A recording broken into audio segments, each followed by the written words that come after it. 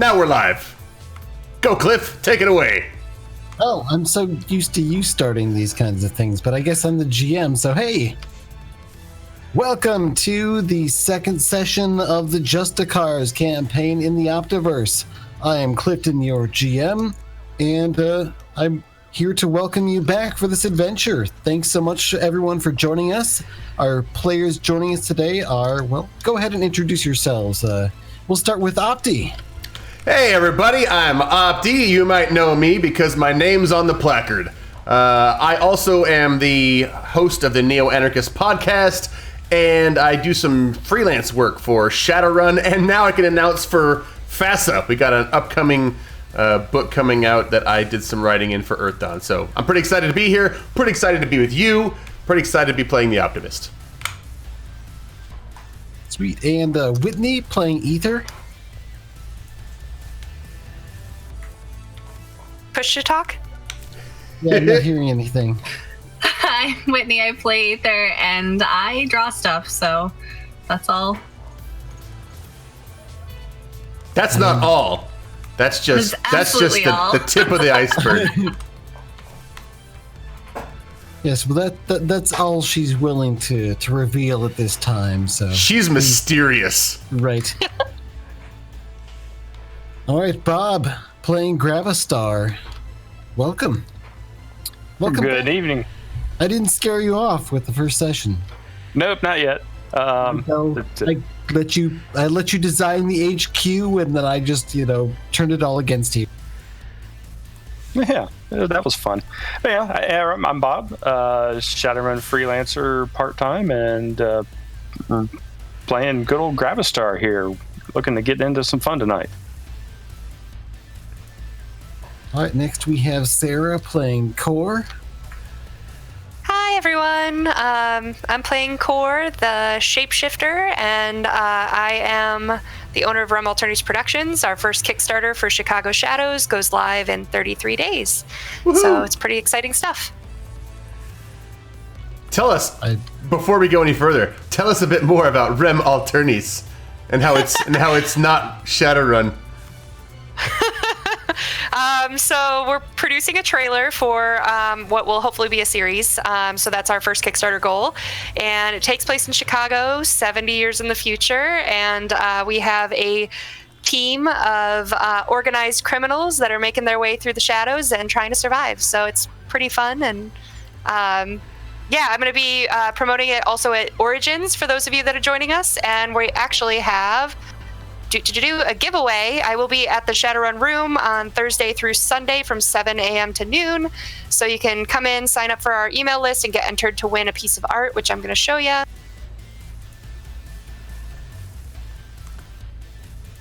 This series of criminals doing stuff in the Chicago underworld of 2080 with magic and cyber, but totally not Shadowrun, everyone. Totally not Shadowrun. Thanks, Opti. She can't say it, so I'll say it for her. Shh. Secrets. So yeah, support Rem Alternities, for sure. The awesome was so great, she kicked herself off of the chat. I did. Sorry. Hi. I'm back. Welcome back. Gremlins. Awesome. I wish I was going to Origins. This is the first time I will be missing it since I started podcasting. It's been a while. Not a super long time, relatively speaking, but long enough. Lang, why don't you go? All right, hello, I'm Lang. I will be playing the adorable simian astronaut, Elba the Astrochimp. I do, I run games and stuff, I guess. And I hope you guys, everybody watching, has fun. If last episode is any indication, everybody loves Astrochimp, and the rest of us can just go pound sand. Yup. I thought last session was a lot of fun. Everyone got a chance to shine a bit, and I think most of you got a chance to get smacked around a little bit too. Why don't we start off with a little bit of a recap, and then we'll dive right in, because we're pretty much picking up right in the middle of the action, because just as you've managed to pull one thing off, you've got another problem to solve just right in front of you. So I guess, do I have any volunteers, or should I pick on someone? So I remember there was this general guy. Let me see if I can remember his name. General Maxon. General Maxon. He was essentially handing over the keys to the Justicars HQ to you officially. It was a big day, lots of planned, like party outside with a band playing. That comes in later. And General Maxon ended up being a robot who tried to trap me in a room and kill me. But I took care of him and then busted through a door or a wall and met up with everybody else who was also trying to escape sudden death. And there was, I believe, a Tyrannosaurus lady and a magician guy and other stuff. Like a little flying drone dude. Yeah, and then Sue, the Sue, Tyrannosaurus. the T-Rex who had like these big, like giant-sized, strong robotic arms, but controlling everything with little T-Rex arms with joysticks and keypads. Yes, Chaos Lord, I think was the guy's name. Yes, Chaos Lord, the magician who was doing all the teleporting and stuff. And they were bringing in all these soldiers. They had your thing locked down, and there was a villain that made a big announcement that was projected on the dome, basically like just saying, "Hey, I'm here, and we're gonna do some evil stuff, and now's the time for all of you villains out there, if you want to join me, to step up and impress me." And I think you basically got Sue to stand down for a while before Chaos Lord rescued her with a portal. But she stalled you a bunch, and you pretty much fell for it. While Seely and the Butterflies, the band outside, used their mind control sonic abilities to get everyone out there to go line up into a bunch of buses that I believe you're just discovering have driven off. Just as you've managed to fend off the last of the enemies that had taken over your place, and I think Astro Chimp does a bit of hacking and gets the computers back online. Online in your favor, at least. Yeah, so yeah, I think we were too late to rescue the people on the buses, or at least before they got on the buses. You were too late to prevent them from getting in the buses. The buses have driven off and have started leaving. They're driving down the road at this time. Okay, but we're outside now, right? We can leave and everything's fine. Yeah, so I guess we'll pick up pretty much right in the middle of this. Astro Chimp will go with your line as you've just gotten the computer systems back online. And you're starting to pick up sensors outside, and you're seeing the buses go down the road. All right. So everybody sees Astro Chimp like just a blur, and he's doing the moving thing where he's just like typing on the keyboard really fast. And he says, "Hey, that." By the way, do I know it was the band that kidnapped the people? Would I know that, or? I think I had described it last time. I'm trying to remember if it was just you didn't describe it to the us. Audience would have seen. Yeah, you described it as happening, but we weren't able to see it. All right, let's catch you up then, and we'll say Astro Chimp, you pulled up some of the security cam footage to see what's happened outside while everything was going down, and you're able to rewind and pick up on what did happen and see them getting sort of led away, Pied Piper style, into buses to be driven away. And Astro Chimp says, all my fans got Pied Piper away. Gotta do something. Well, I couldn't have gotten far. I'll just head out there and see what I can see. And so I'm gonna take to the skies. I can fly pretty fast, 120 miles an hour. So I can just... That's way faster than the buses could drive. So you go fly out and you fly up, and I guess give me a perception skill test to see if you can find where the buses are. There's lots of roads and vehicles driving around, so trying to pick out a, well, shouldn't be too hard. Well, maybe we should quadrant it off a little bit. Each of us take a different direction.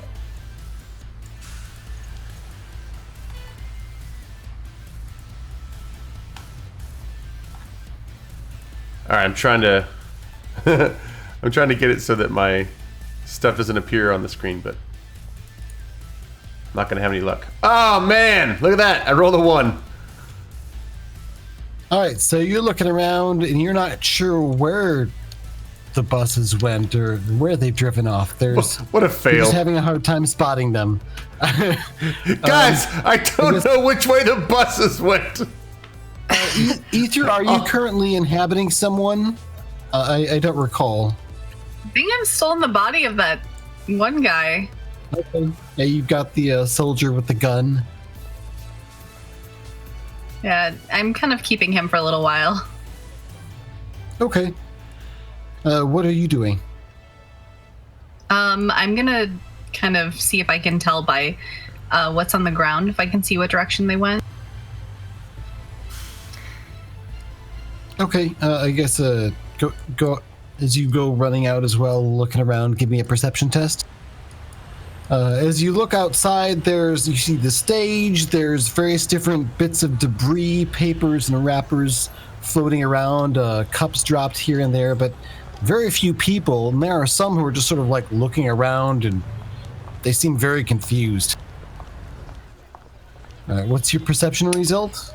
Got a 25.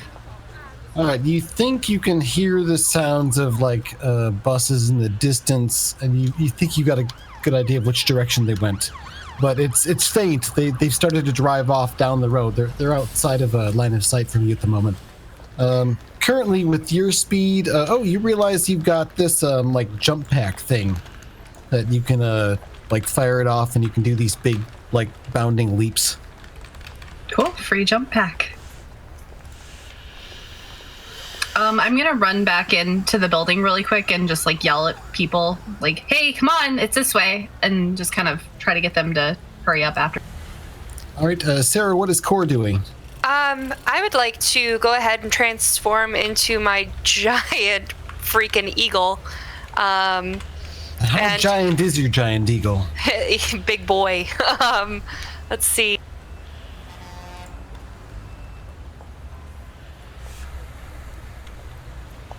Well, considering, I mean, I can fly at 250 miles per hour. And I'm going to say he's probably the size of at least an SUV. So we're going to go ahead and transform and take off and try to follow the bus. That's like a bullet. It's like the bus-sized bullet. All right, so either points you in the right direction. Give me a perception test to spot the buses yourself. And as you're rolling that, Bob, what is Gravistar doing? I'm going to follow Ether's lead and head that way looking for the buses. And I don't think anybody needs to lift for me, but I'll offer a lift if anybody wants it. And you're able to use your gravity powers to fly and take people with you if need be? Yes, sir. Let's see, depending on how fast that is, it might be faster to give Ether a lift. I can do 250. I don't know how big the boy's body that I'm in is, but You're in a basically this super soldier type goon body that has actually fairly significant physical abilities, pretty much +8s across the board for that. And they've got some sort of like advanced suit and a fancy blaster type gun, not like a regular firearm. Yeah, they do have these like backpacks that can operate as like jump packs. Yeah. And I wouldn't worry about capacity because I can carry the Pyramid of Giza with me if I need to. They can do big jumps, like something like a couple hundred feet or so at a time. So they can move faster than normal people, but they're not going to be able to. They certainly wouldn't be able to keep up with the flight powers of anyone else in the group if you're trying to move that fast. yeah, I'll take that lift then. I'm going to say that that Optimist, even though he did not know which way he was going, or he was going the wrong way. I'm going to use my complication, optimistic to a fault, that he firmly believes that everything's going to work out in the direction that he's going. And so he's been going in the wrong direction for the last minute and a half, 120 miles an hour, just looking in the wrong place for the buses. Yeah, you see a few buses here and there, but they're just like, nope, that's just like a regular city bus. Nope, that's a school bus. I can go in there and fly low and like wave to the kids, right? And like, oh nope, that's not it. But remember to eat your vegetables and then fly away. You fly past 120 miles an hour. The kids are screaming and covering themselves up as the windows are shattering as you fly past. I'm kidding. That's not really happening. I would not do that. Right? Cliff, my perception was 27 too. Okay, with the perception of 27, you spot where it is, and you also notice Opti is flying off the wrong direction. Yeah, try to get Opti on the comm link and say, get him to turn around and head back this way. I'll make an eagle squeal. What is it called? A caw? Eagle squeal. It does sound kind of like a squeal, actually. We have a number of bald eagles a family of bald eagles that live really close to where we live here. We see them pretty frequently. Wait, is that you, Cor? Yes, I believe I'm on their tail. You sure hope it's me. If you can understand me, everybody should follow me on my 6, and we'll catch him in no time. God, I feel like I'm not just optimistic. I feel like I'm being an idiot. He's like the tick. Spoon. Right. So laying Astro Chimp, in the meantime, you've actually started getting through some communications. Now that you've got some comms online, you see there's an incoming, an official call coming in from. It's from the one of the police dispatchers. Let's see. I didn't give them a name. Let's go with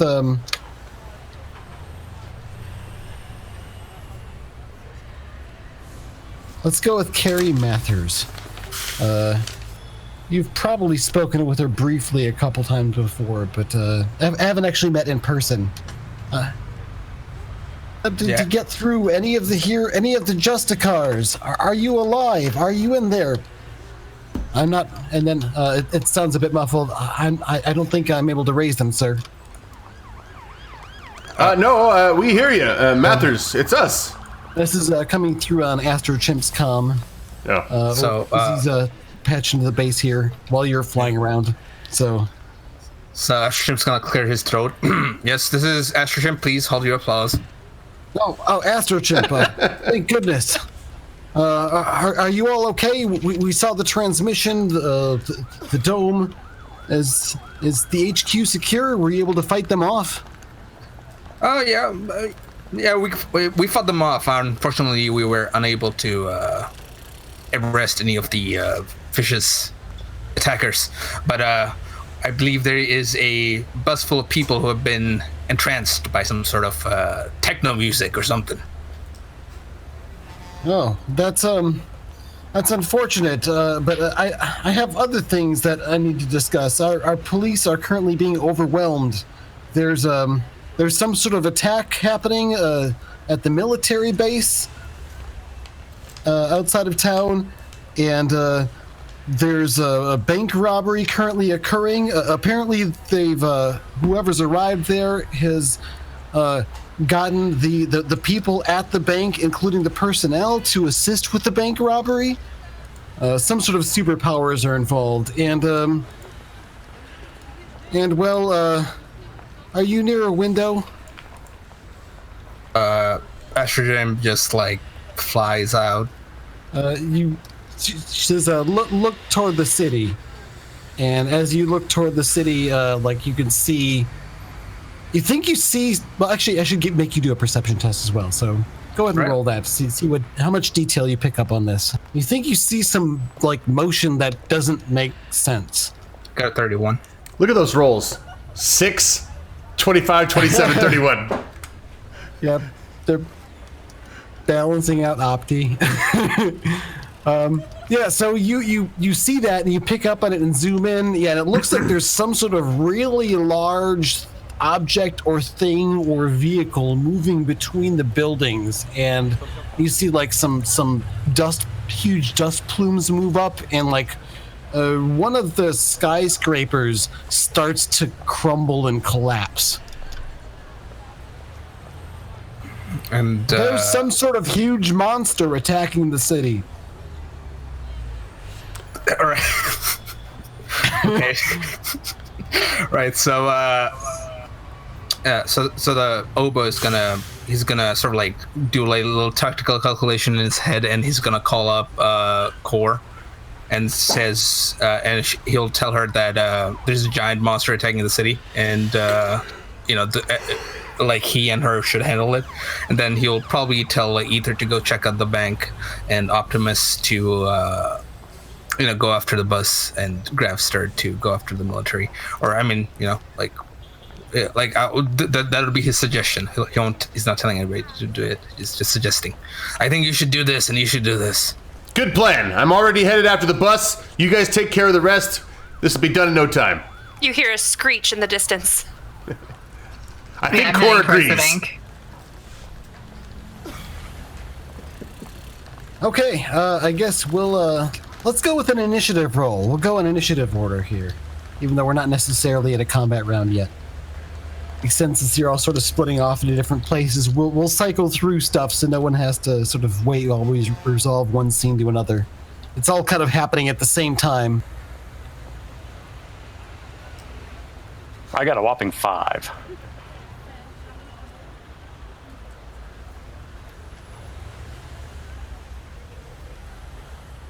All right, go ahead and call them out verbally as well, please. I got 22. 21.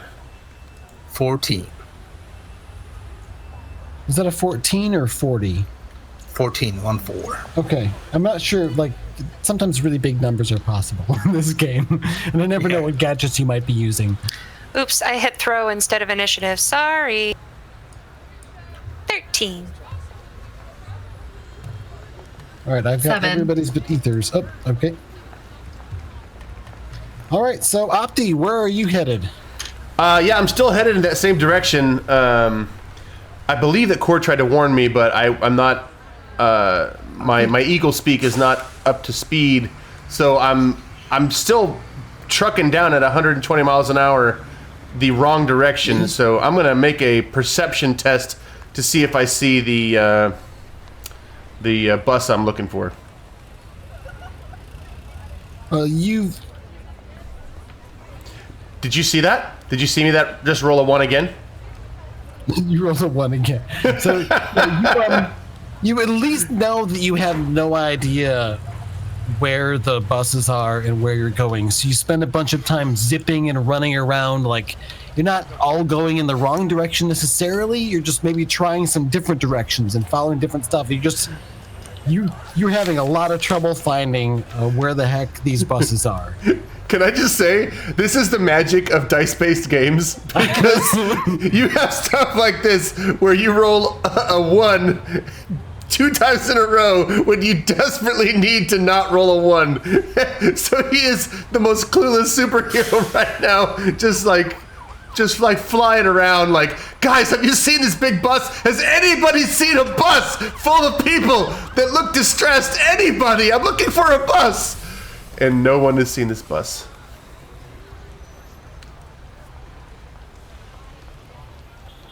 So yeah. You actually see a lot of buses. But See a lot of buses, but I've spent a lot of time looking into buses, but none of them are the right bus. What is so wrong? We cut to Whitney, Ether. What are you doing?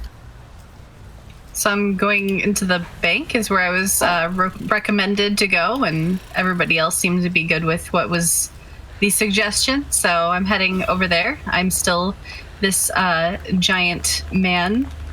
Okay, yeah, you find that you can run quite effectively, and you can fire off these jumps that lets you move pretty fast. You can cover ground very quickly.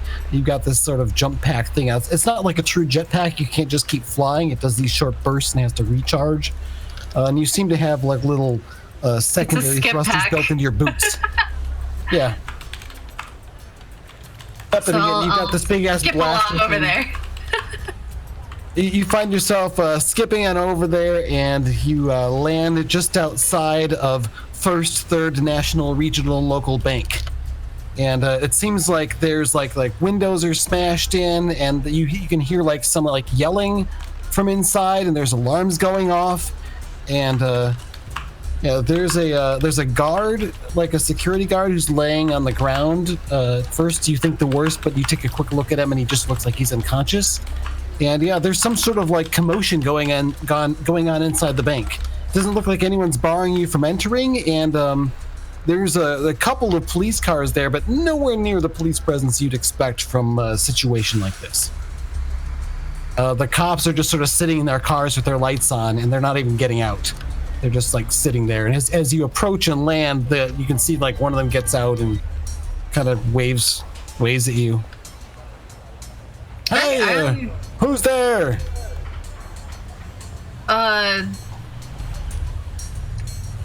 What's going on over here? I can't think of a name for myself, actually. All right, the police officer looks at you. You look like this sort of dark figure with a gun that just jumped into the area. Who are you with? Are you one of the villains? Or are you with the heroes? Nope, I am with the Justicars. Justicars. Oh, thank goodness. And his buddy says, how do you know they're with the... They could just be saying that. I don't have a password or something. They're not shooting us with the blaster thing. I think that's good enough. Okay, well, we've been monitoring the situation and reporting back, but there's people in there with powers. They did something with the water and knocked people out and knocked them down, and then all the people are... There's something really strange going on. We've been told to... I guess you're our backup, right? What are you going to do? Okay, I'll go check it out, I guess. I am going to go from there. Not because he didn't seem totally sure about what he was talking about, so I'm just kind of like, all right. And then just kind of going in. The two cops get out of their car and start they take their guns out and start to follow you, but at a really, really, really long distance. Okay. Like 50 feet back from you. They're totally letting you take the lead on this. Okay. And I'm gonna be kind of careful when I enter, but I don't know if you're going to the next person for the next spot of... As you start to enter, no, I'll say what you see there. You can see, there's a bunch of people in here. Nobody seems to be... They're running around, and they're, hooting and hollering, and they're, grabbing, furniture or potted plants and smashing stuff. And, standing in the center of the room is this strikingly beautiful woman with long silver hair and really, really, really just super pale skin, not like white skin, but white skin, and her eyes are very dark, almost solidly black, and she's speaking with this soft voice that is carrying through almost as if you're hearing it within your own head. And as you enter, you begin to hear her speak. Are not here to steal from the banks. No.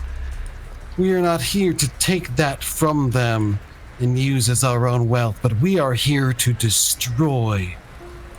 And as you enter, she doesn't seem to notice you immediately. And then there's another one that seems to stand out amongst the rest as there's this other woman who's walking around as if in this really, really large kind of golem-like body, apparently made of water, and she's sort of suspended in it with her head sticking out the top.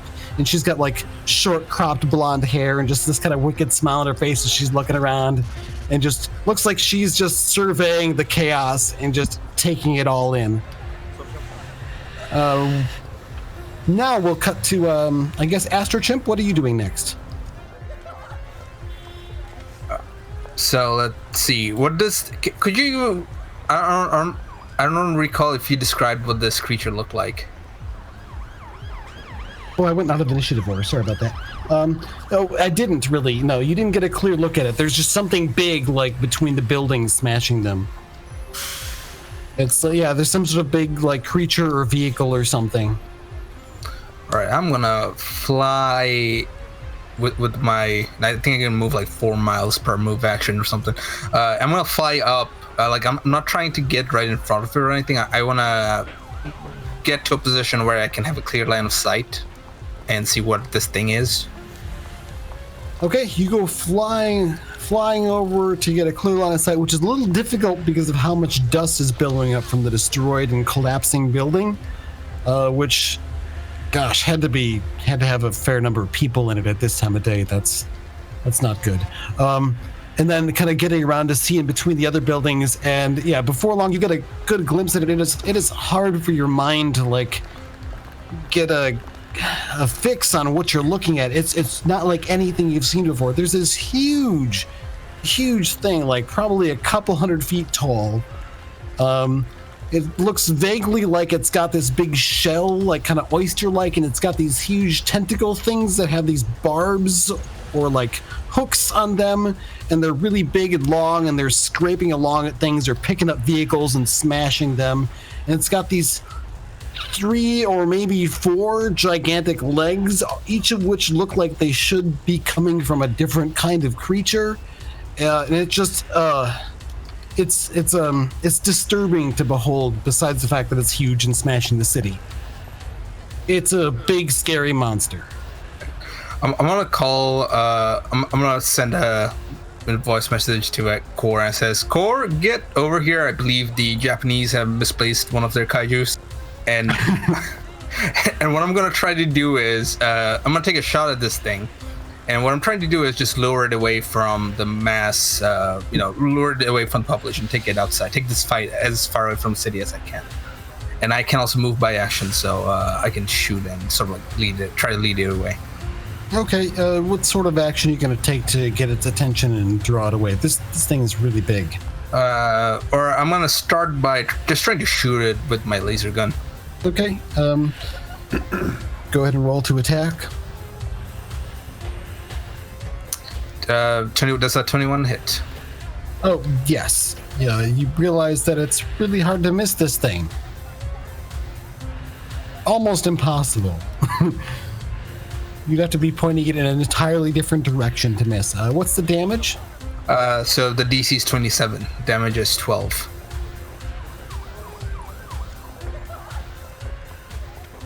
Your laser doesn't appear to have any effect on the beast. At least not this time. Though I did actually have to roll a die as opposed to the the various different gunshots that are coming from some police and some first response forces with guns and stuff that are just having no apparent effect whatsoever. Core will hear Astra Chimp on her comic again, like, "Core, get over here." Doesn't look like you've even gotten its attention. Then we'll cut to, I guess, Core, where you're going to fly over there super fast as an eagle then, I take it? Or are you doing something else? I'm flying over there. This creature with this shell, does it have like a face? A discernible face? No. Not really. There's a kind of front of it where this shell-like thing opens up and the tentacles pour out, but it's hard to tell if there's a mouth or a beak in there or something. This is not like anything you've ever seen. As you look closely, even the tentacles look like they are different from one another.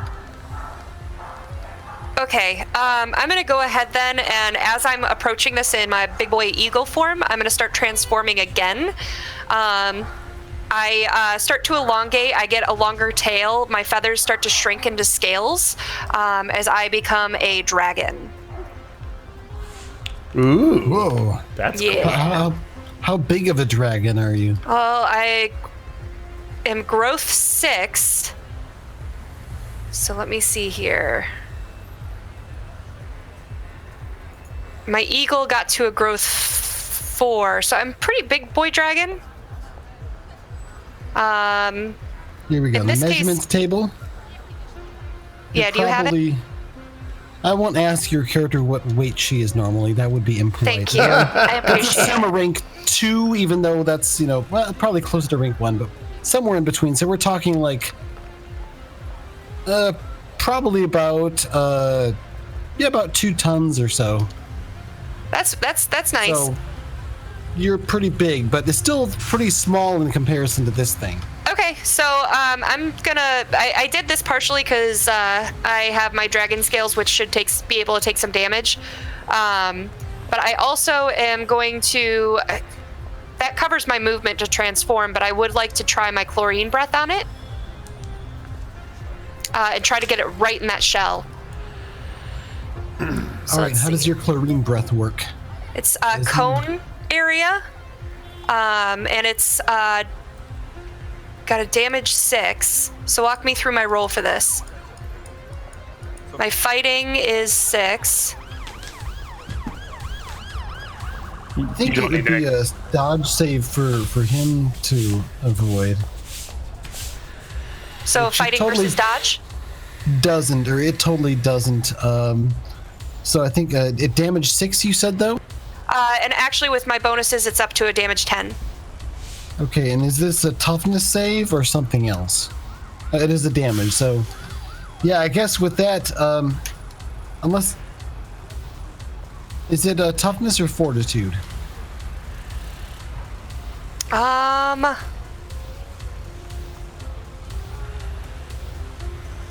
think it's toughness. Okay, yeah, in that case, it appears to have no effect on it What? at that level. Yep, it doesn't seem to have affected it whatsoever. And you, like, as a dragon form flying up to it, sort of the relative sizes between you at this point, it would be like between like a crow and a big, tough, like, broad person. But this thing isn't really person-shaped. You need a bigger dragon. Clearly. Yeah, it's really tough and impervious to certain things. And I guess with that, you're like, oh, this thing's really, really big and unfazed by your chlorine breath. And we'll cut to the next person is Gravistar. Alrighty, I am heading towards the last disturbance. I forget exactly what that was, to be honest with you. There was the military base, I think. The military base. That's what it was. Okay, so you go zipping away to the military base with your smooth gravity manipulated flight, and very soon you see as you're approaching, there's burning coming from the airfield there.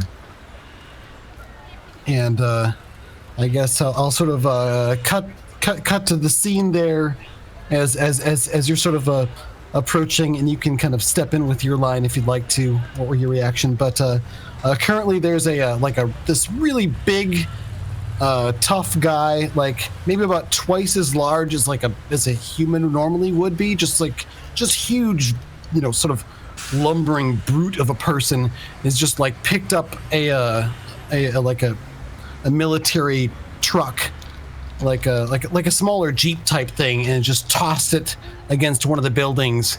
And just behind him, there's this figure who's she's got bright red hair, and it's actually bright partially because some of the bits of it are on fire and smoking a bit, and this huge smile on her face.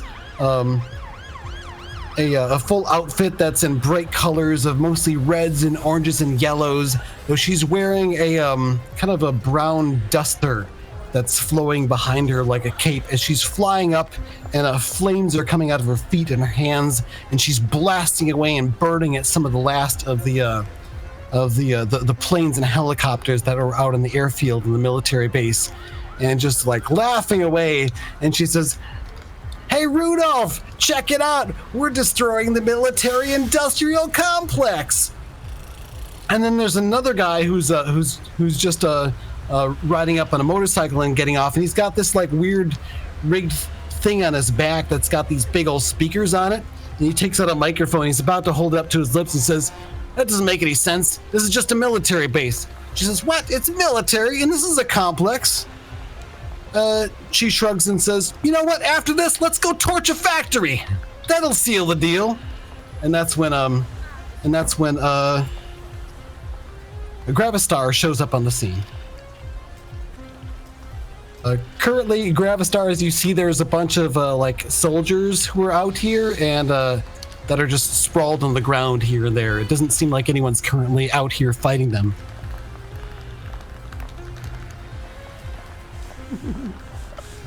I believe you'll find it won't be that easy as I fly down and catch all three of their attention. The big tough one sort of turns around. You can see he's got this like big kind of like weird misshapen nose in the middle of his face and one of those like kind of dark red splotchy birthmarks that's like covers his nose and a bunch of his face. And it just sort of like sneers over at you and says, "Ugh, who are you?"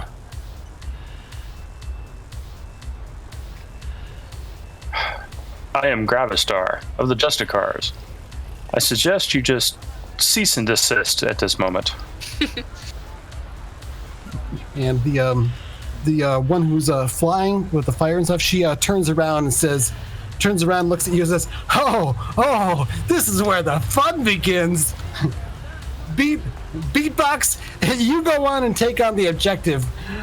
Let Rudolph and me handle this joker." And I guess Ether, I did you out of order, so we'll just leave you between. I'll just bump your initiative up to fit anyway. So Okay. In a regular combat initiative anyway, even though we kind of are. So, Opti, you've been looking around. You haven't had any luck finding the buses. What are you doing at this point?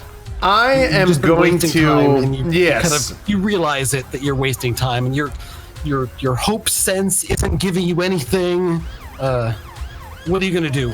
I'm going to use a hero point for inspiration and see if I can't get back on the right track. Okay. Let's see.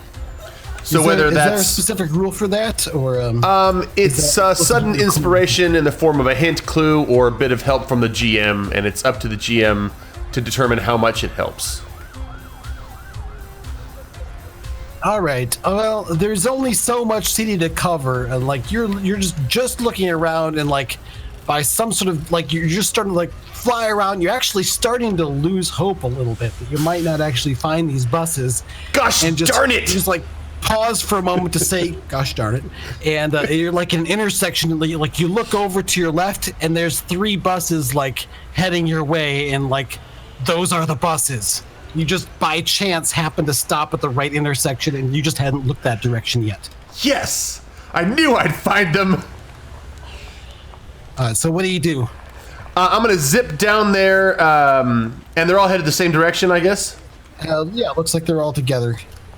I am going to zip into the front of the furthest one ahead, and I'm going to here I'm gonna go do something stupid again. I'm gonna hold up my hand and be like, "Stop!" As if they're gonna stop. I don't know. It seems like the superhero thing to do, to be like giving them a chance. So I'll stand in front of the bus and float and put out my hand. I'll make a big blue hand to say, stop. All right, so yeah, in response, like the buses slow down a little bit, and the big side door in the front sort of comes open, and this dark figure pops out, and they look like they're wearing kind of the same uniform as those guys that you fought and that Ether is currently inhabiting, but this one isn't Ether, and like raises this like funky pistol in your direction and takes a shot at you. It goes a bit wide, but yeah, that's sort of the. Looks like they're not going to stop. But you said he got out of the bus, or like kind of hanging out of the bus. Oh, I as see. It's driving, Okay. like shooting at you. Okay. I should do my gestures on camera. Okay, so yeah, I mean, if it doesn't stop, then it'll basically be them running into the item or the object I've created. All right, so the first bus then smashes into it. What's the Actually, guess, they're really how hard is really that? weak. I only have light constructs 1, so like it's a volume of like 2 cubic feet. So it's not even it wouldn't even stop them at all. It would just break Alright. apart and come right for me. Yeah, I guess they just smash right through it then. Well, that's not great. I would have to get out of the way then, but I don't think I Alright, can so, since I've yeah. already used my movement. Well, it looks like you found the buses already, and then we're gonna cut over to Ether. You're in the bank. All right, so there's that person in the water and the water bubble thing, Yeah, it's like right? it's like an exo suit, but it's made all out of water. Like they're riding in a big humanoid water thing golem. It's kind Okay. of weird to see, but also kind of cool. Okay, so Bubble Lady, and the other lady is the one with the silver hair and the Long black silver. eyes. Yes, and she Black-eyed continues her child? speech. We are here to destroy the infrastructure of the oppressors, not to take their false strength from them. We will wash away their corruption from this world. Okay, are there people in here at all? And yeah, people are like running, yeah, wash away the corruption. Like some person is like, they've picked up a potted plant and they're smashing a water fountain with it, or bubbler, depending where you're from. So she seems to be like making people think that they're, or basically trying to brainwash them, basically, right? Yeah, it looks like everyone here is pretty fervently into it. Okay, I'm He's gonna shoot definitely her. doing some sort of mind control. I'm gonna shoot at her with the beam gun thing that I have. Okay, as you go to do that, I suppose now would be a good time for you to make your will save against her power. Oh, all right. See if you're in full control of your capabilities. Where is that? Can you tell me where that is on my sheet? Your will defense should be like on the right side. Kind Oh, of it's in the just a middle. defense? Yeah. Okay. So I said save, but it's under your defenses. Okay. I'm sorry. Hold on. Would it just be under will? Yeah. Okay. Sorry, you said right. Okay. You might be 29. using a different character sheet than me. With 29, that you're unfazed by it, but you feel like there's some sort of force trying to exert itself on your mind from her. It's like something about what she's saying. It's just you start to get excited about it, then you catch yourself and raise the gun and fire. Go ahead Okay. and make your shot. And since I'm shooting from the weapon from the possessed body, is that something you have to roll, or is that something I can roll? Oh, yeah. Would you just use their bonuses and abilities, or using your own combat skills and stuff? I think it was their bonuses. I think last time Okay. we rolled I just put the whatever bonus that is as a plus whatever. Yeah, because if you're using their abilities, it's a +8 for pretty much everything. And it is a d20, correct? It's a, yeah, roll a d20 +8. 17. And that's against her dodge, which is her dodge stat +10. That is not going to hit. You fire off a shot and she sort of jumps to the side. Apparently she was aware of you on some level, but was just continuing and acting as if she wasn't. And apparently seeing, that your ability's not working, and she lets out a scream. She says, "Tidal wave! I can't, this one's not with us!" And Tidal wave turns and says, "No shit! She shot at you, or he shot at you. Are you okay?" "I won't be if she does it again, or if he does it again." So I'm saying she, but you're in a giant male body. Yeah, no, that makes sense.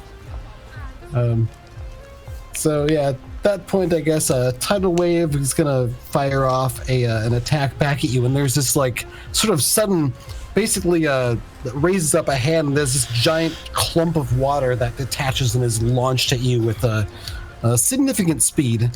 So I'm rolling an attack roll against you. Would a 17 hit?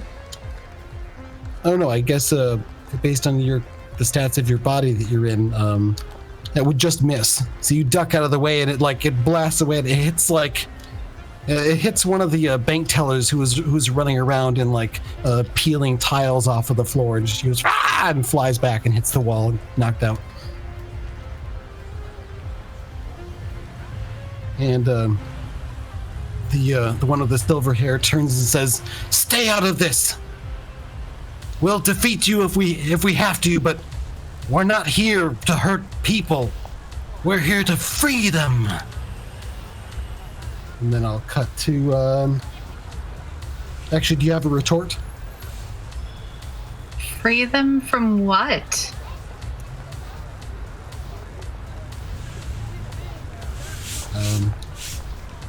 She turns and says, You are so acclimated to your chains that you become blinded to them." Yeah, you can go to the next thing, because I have an idea what I'm going to do next, but it's not going to be a talk. All right, next would be Astro Chimp. Right, so Astro Chimp sees this thing just shrugging off her attacks, and he's gonna, to the comlink, he's gonna say, "Core, guess what a favorite movie is?" Then he, from his utility belt, he grabs this vial of orange electric liquid thing, and he just smashes it over his armor. Then suddenly, it just grows huge, some 50 feet or something. I don't know. Something he grows really big, and it comes, and I'm gonna try to come slamming down on this thing and grab it. All right. I guess give me an attack roll with based on fighting. All right. It's probably almost impossible to miss, but we'll see what the dice say. All right, let me add the bonus to, or no, I'll do that later. All right, it's 24. Oh, yeah, with a 24, you quite easily hit, and you land on the back of the thing and slam your fist into it. Right. What's the damage?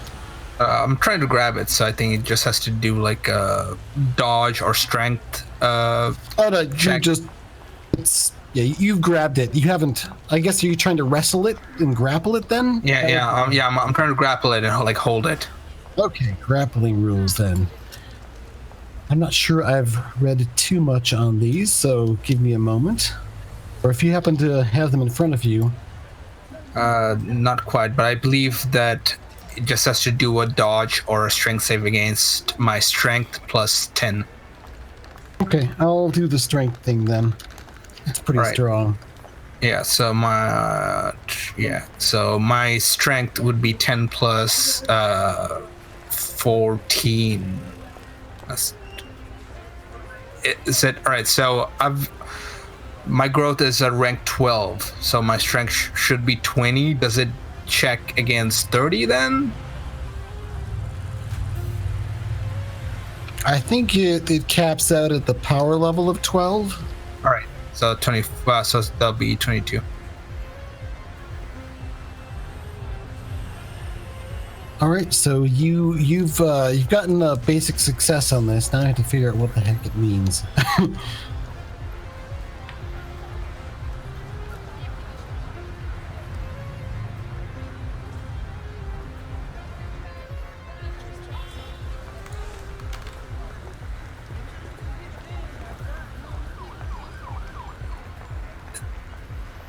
Okay, it would be a grab attack, right? Yep. So I see it on page 248 of the book. So you have 1 degree of success. The target is restrained, so immobile and vulnerable. So you've landed on the thing. You're probably about half the size it is. You've wrangled a couple of tentacles, maybe wrapped one of them around a couple of the legs, and yeah, it sort of gives out this weird reverberating sound that might be a roar, might be a moan, might be a who knows, but it's sort of stumbling and moving around some, but not as well. And you've got this sort of tentative hold on the tentacled monstrosity. Does anybody know how big I am with the rank 12 growth? About 120 feet. Woo! Big. Yeah, so roughly half the size this thing is. Jeez. All right. So yeah, I'm just trying to like grapple it and hold it in place.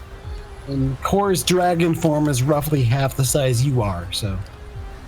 To give just an idea of the scale of the combat that's happening here. So, at that time then, I guess, Core, what are you doing? Seems like he's managed to, like, jump down on this thing and, like, grow into a giant gorilla, and he's wrangling it some, but, it's definitely thrashing around. It still seems dangerous.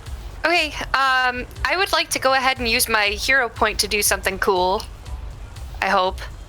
I say a small prayer to myself as I go ahead and charge toward the thing's shell. I'm imagining like a clam shell, right? Yeah, it's somewhat reminiscent of that, sort of. Okay, so I want to kind of charge at it and shrink down and get inside of its shell before expanding to a size 12 dragon, and my scales kind of turn into a blue color as well.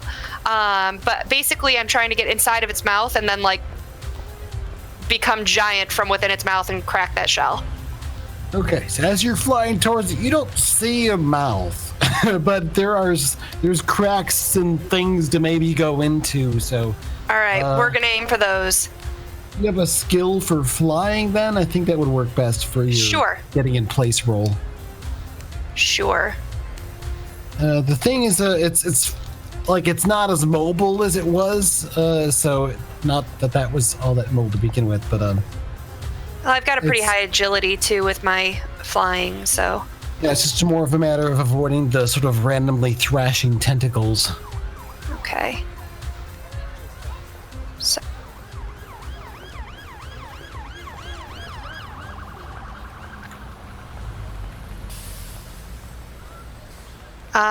How do I do a straight roll in roll 20? I found it. Bob, are you sure about that size modifier? It should be about that. It's every 4 ranks adds a size rank, so he's added 3 size ranks. Oh, okay, gotcha. So I have a 26 for my flying. All right, so you managed to fly into where there's I guess a pretty good spot to wedge yourself into before doing this crazy maneuver. Yeah, it might be crazy. All right, what's the level of the power that you're using for this growth? Level 12. Okay, I'll use that as the damage base. And I'm actually going to cut down the toughness save because you're kind of underneath some of that protection, maybe.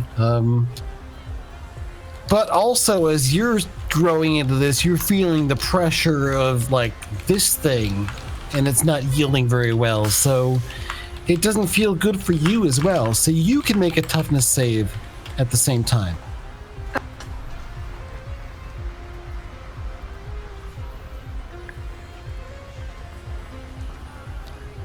And as you do, like you grow into this size and this thing, like there's this big cracking sound as part of its shell starts to crack and split open some. And yay! I rolled a and 1 on the die. Ooh, it's What's a 24 for me for. Oh, for your roll.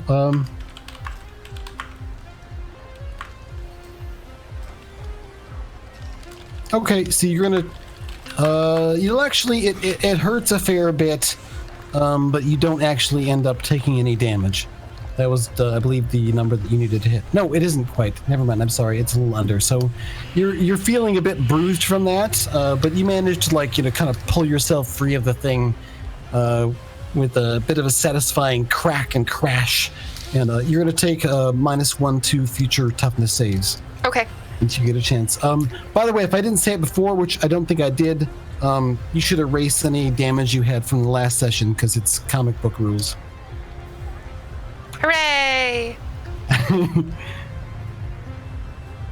right, and yeah, this thing failed by I think more than 1 degree, so it's not completely taken out, but it's you definitely heard it. Hooray!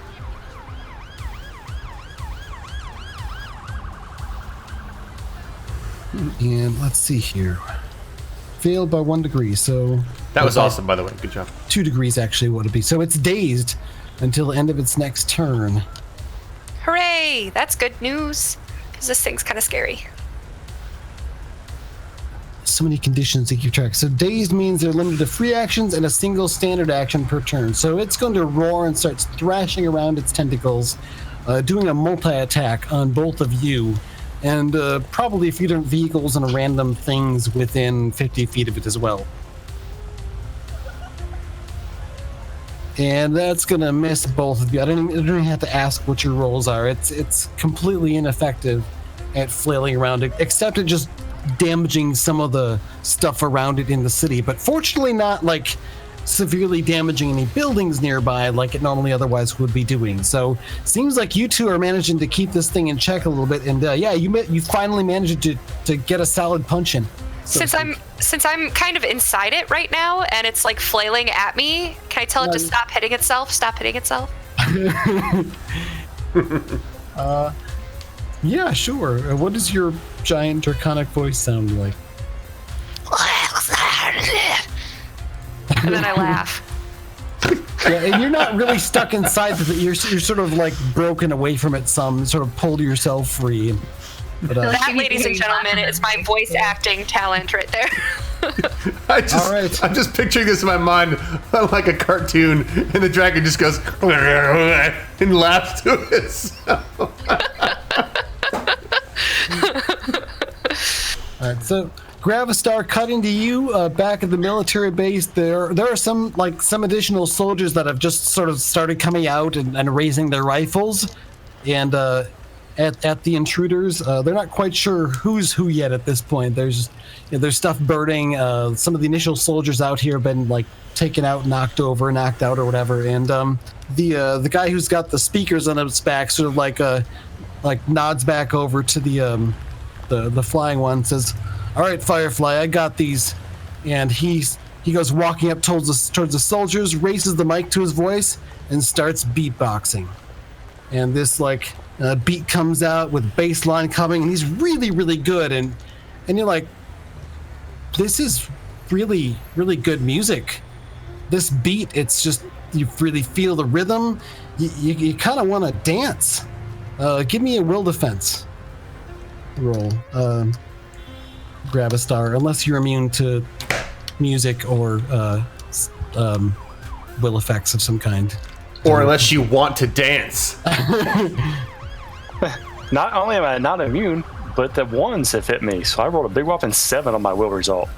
Okay, so you look down and you can see the soldiers, like they're dropping their guns and they are dancing. There's this beat going on, and they're getting down and trying different dances. Like none of them seem terribly skilled, but they're very enthusiastic, and you just feel the need to join in the dance. So, you're currently, what's your total for the roll? You rolled a 1, but I mean, how much you failed by matters. Well, I'm thinking about spending my hero point to change that effect. Okay. It might be important because, yeah. Yeah, because this might go too quickly otherwise. Like I said, I'm going to spend my hero point and re-roll that.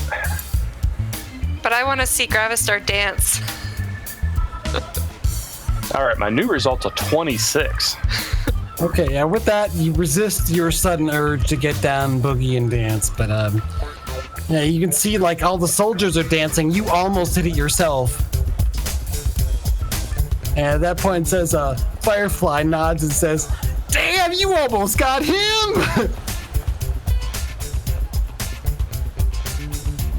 "You sure you don't want to join them?" she says. "You'd have a much better time."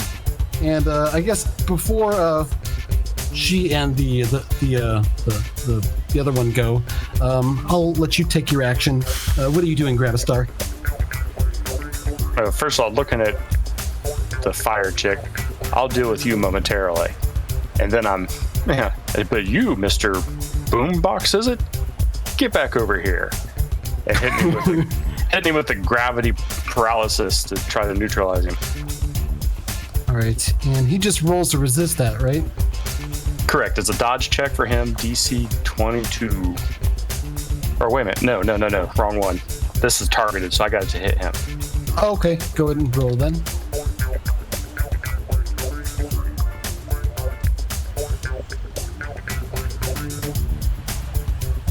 All right, I got a 21. And he resists with dodge, not fortitude.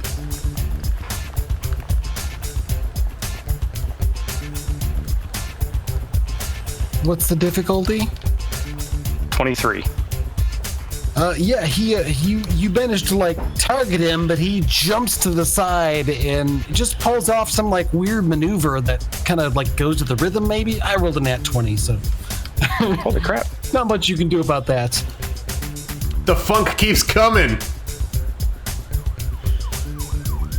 Yeah, at that point, the flying one, she turns to you. She turns you, and I'm not sure if she said her name before. She says, "Again, it's Firefly, by the way, and you're gonna see one of the reasons why." And she launches a stream of flames at you, firing at you with a targeted blast. Crap. I'm guessing a 15 is not gonna hit you. Nope, not today anyway. Okay. So it's just like firing flames in your general direction, but not actually that close to you. It's pretty warm now, and the one down on the ground like reaches down and picks up like a big old, like tears off the axle of a vehicle that's sort of like wrecked on its turned over on its back, and chucks it up at you because you're kind of probably not within arm's reach of him at the moment. And an 18 to hit you.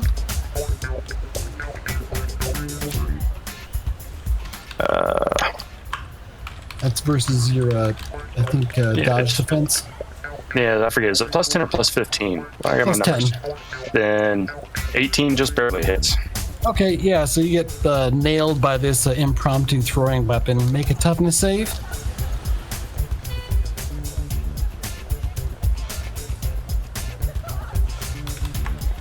Only a 19.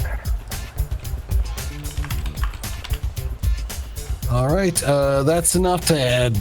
Kind of, it's surprising. Just kind of bangs into you and ricochets off with this sort of loud, low thunk. And you're -1 forward to toughness saves, and you're actually dazed for the next round. So I believe that's yeah. You can only do a single standard action and free actions next round, or for the next round. That's it for them. I guess we're back to the next round. Opti, you're at the buses. Doesn't look like they want to stop for you. Well, I am going to have to stop them anyway. There's 3 buses, so I won't be able to just take one out. But maybe I can do public property damage to the roads and stop them from driving over it. So I am going to put a gigantic 20-foot hole in the road to see if I can't stop them from, not like a hole, just like a little ditch, to see if I can stop them from moving any further forward. All right, so you blast down at the road. Give me an attack roll. It should be pretty easy, but then again, we've seen how your dice have been behaving today. Right? All right, Light of Hope. That's 18. Yeah, that's definitely enough. I think with the damage, that's certainly enough to take care of the asphalt and some of the stone and dirt down there. So go ahead and describe how this looks as you fire off and destroy the chunk of the road in front of the buses. So I fly up and sort of just do that power pose where I put both of my hands forward and shoot a big, huge, probably like 20-foot beam right across the highway from one end to another. So there's probably like a 20-foot, no, not 20-foot, something smaller, maybe like a 10-foot divot. You know what I mean? So like if any bus tried to go into it, it would just stop. Wouldn't be able to go any further. All right, so yeah, the first bus just keeps going, goes sort of sails forward some and smashes into it. It looks like that one's completely disabled, but there's 2 more buses behind it as part of the caravan, and they each move to one side or the other. They're slowing down considerably, but they're starting to move around the obstacles slowly. So looks like you've stopped one of them. We'll cut to Ether. What are you doing? So I had my exchange with the crazy lady, and so I'm now going to. Are they coming at me, or is it they're just trying to? Well, one of them just did launch a water projectile at you. The other one is trying to engage you in some sort of philosophical dialogue. It seems like. Okay, I'm gonna try shooting at the water one now.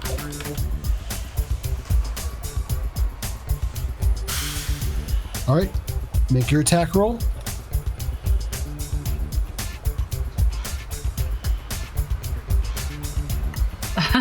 That's the 13. That's second hit. Yeah, you fire off, and I guess what is your attack? Oh yeah, you have the blaster rifle, right? It's not one of your powers. So you raise the blaster rifle and just naturally knowing how to use it because the person you're possessing does, and it fires off a beam that sort of sears off some of the water that's surrounding the person, but that doesn't seem to actually be their body because some of it boils away as steam, but doesn't seem to hurt them. She looks at you and says, "Hey!" That was a warning shot. Stop throwing stuff at me. All right, just stay out of our way. You guys need to back off of this. We're the good guys here. Really? And Luna turns, or the one of the long silver hair turns and says, "Really, my name is Luna. Chrysalis gives us the best possible chance to overthrow the corrupt institutions that oppress us. I will gain their attention by destroying every bank in this city." Look, I don't really like banks either, but I think the way that you said overthrow, I feel like that just cancels out the whole being a good guy thing.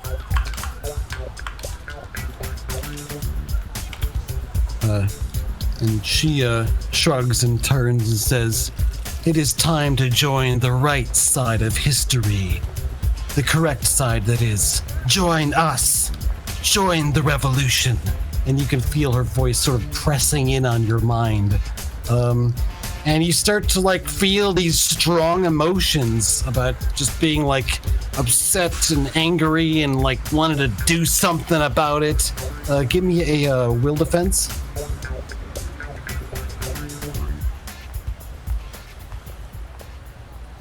30. Yeah, this isn't pressing in on you. It's not working. You can tell it's some sort of powerful mojo, but it's not working on you. Yeah. All right, so you're gonna. What are you doing at this point? You fired a shot. You had a bit of a dialogue. I guess we'll move on. That's enough in exchange for now. Moving on to Astro Chimp. As you're climbing on this thing, starting to grapple it, you get another call coming through from dispatcher Carrie Mathers, who's saying, Astro Chimp, I know you're probably busy at the moment, but we could use some assistance. We just had a bunch of police-repelled. Apparently zombies have taken over the hospital. Yeah, just Astro Chimp does a huge sigh, which probably sounds like probably rattles the buildings near him because it's huge. So God damn it! And then he's gonna tell Core, we're gonna wrap up here. Apparently there's zombies. Ugh. I say zombies and dragon. Oh. It's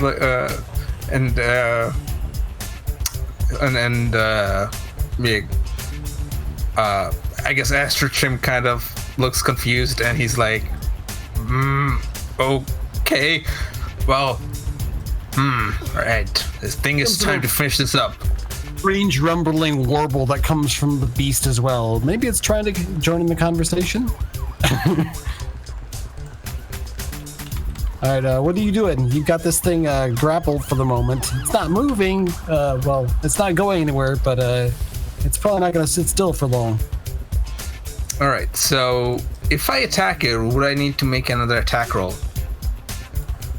I don't think so, just because you don't want to roll a 1, I guess. Pretty much anything else is going to hit it.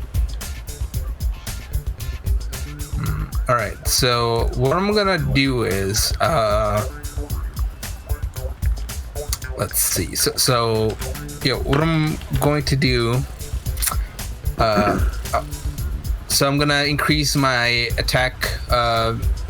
by +5 and decrease. Sorry, I'm going to decrease my attack by -5 and increase the damage by +5. A power attack? You have a power attack. Yeah, that makes sense. So roll your die. Unless you roll a 1, you're definitely going to hit. You just sort of haul back and slam into the thing. All right, it's 19. All right, and what's the toughness save DC? 32. All right, you hit the thing, and there's this sort of reverberation through it, and like it goes back and like up your forearm, where it kind of like stings your funny bone a bit. And yeah, this thing shakes some, but you don't think you actually hurt it. All right, that's like God. A total of 33. All right. So then we'll cut to Cora then, who's right there in giant dragon form. Now you're about half the size this thing is. I'm still like kind of in its... This is gonna sound wrong, but I'm in its crack still, right? No, you've kind of pulled away.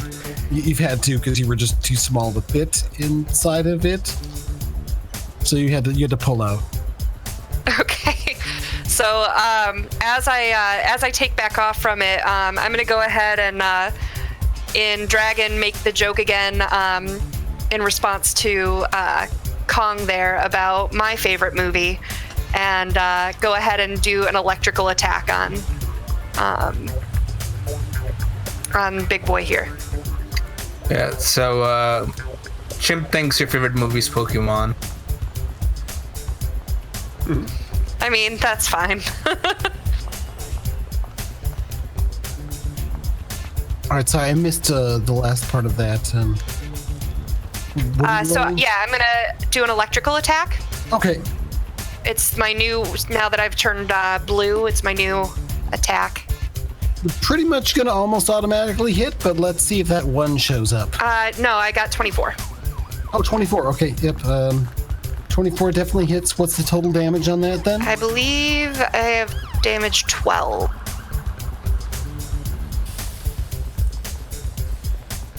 Yep. All right, yeah, you zap it and it goes, and it seems to give off this more agitated sounding warbling roar.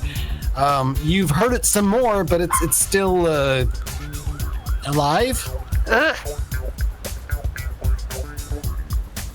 And then it's going to attempt to break free from the grapple. So that's going to be a strength-based roll against yours?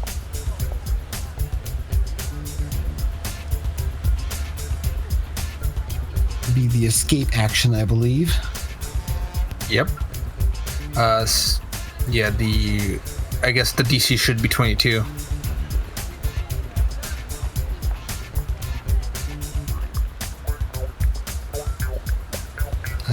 29. Yeah, the thing like sort of rises up and throws you off its back. You're sort of like you land on your feet and you sort of like skid back a little bit, sort of taking up the full extent of an intersection in the middle of the city.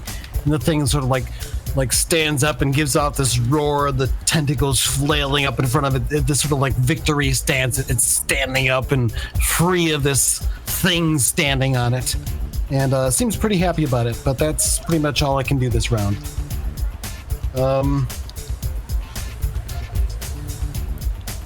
We go to Gravistar, who is you're hearing the beatboxing, having the flames tossed at you. Well, you just got winged by this vehicle axle, so you're a bit dazed. You're still conscious though, and you can do a single standard action this turn. Alrighty then. Time to change tactics a little bit. I'll deal with him in a moment, and try to get.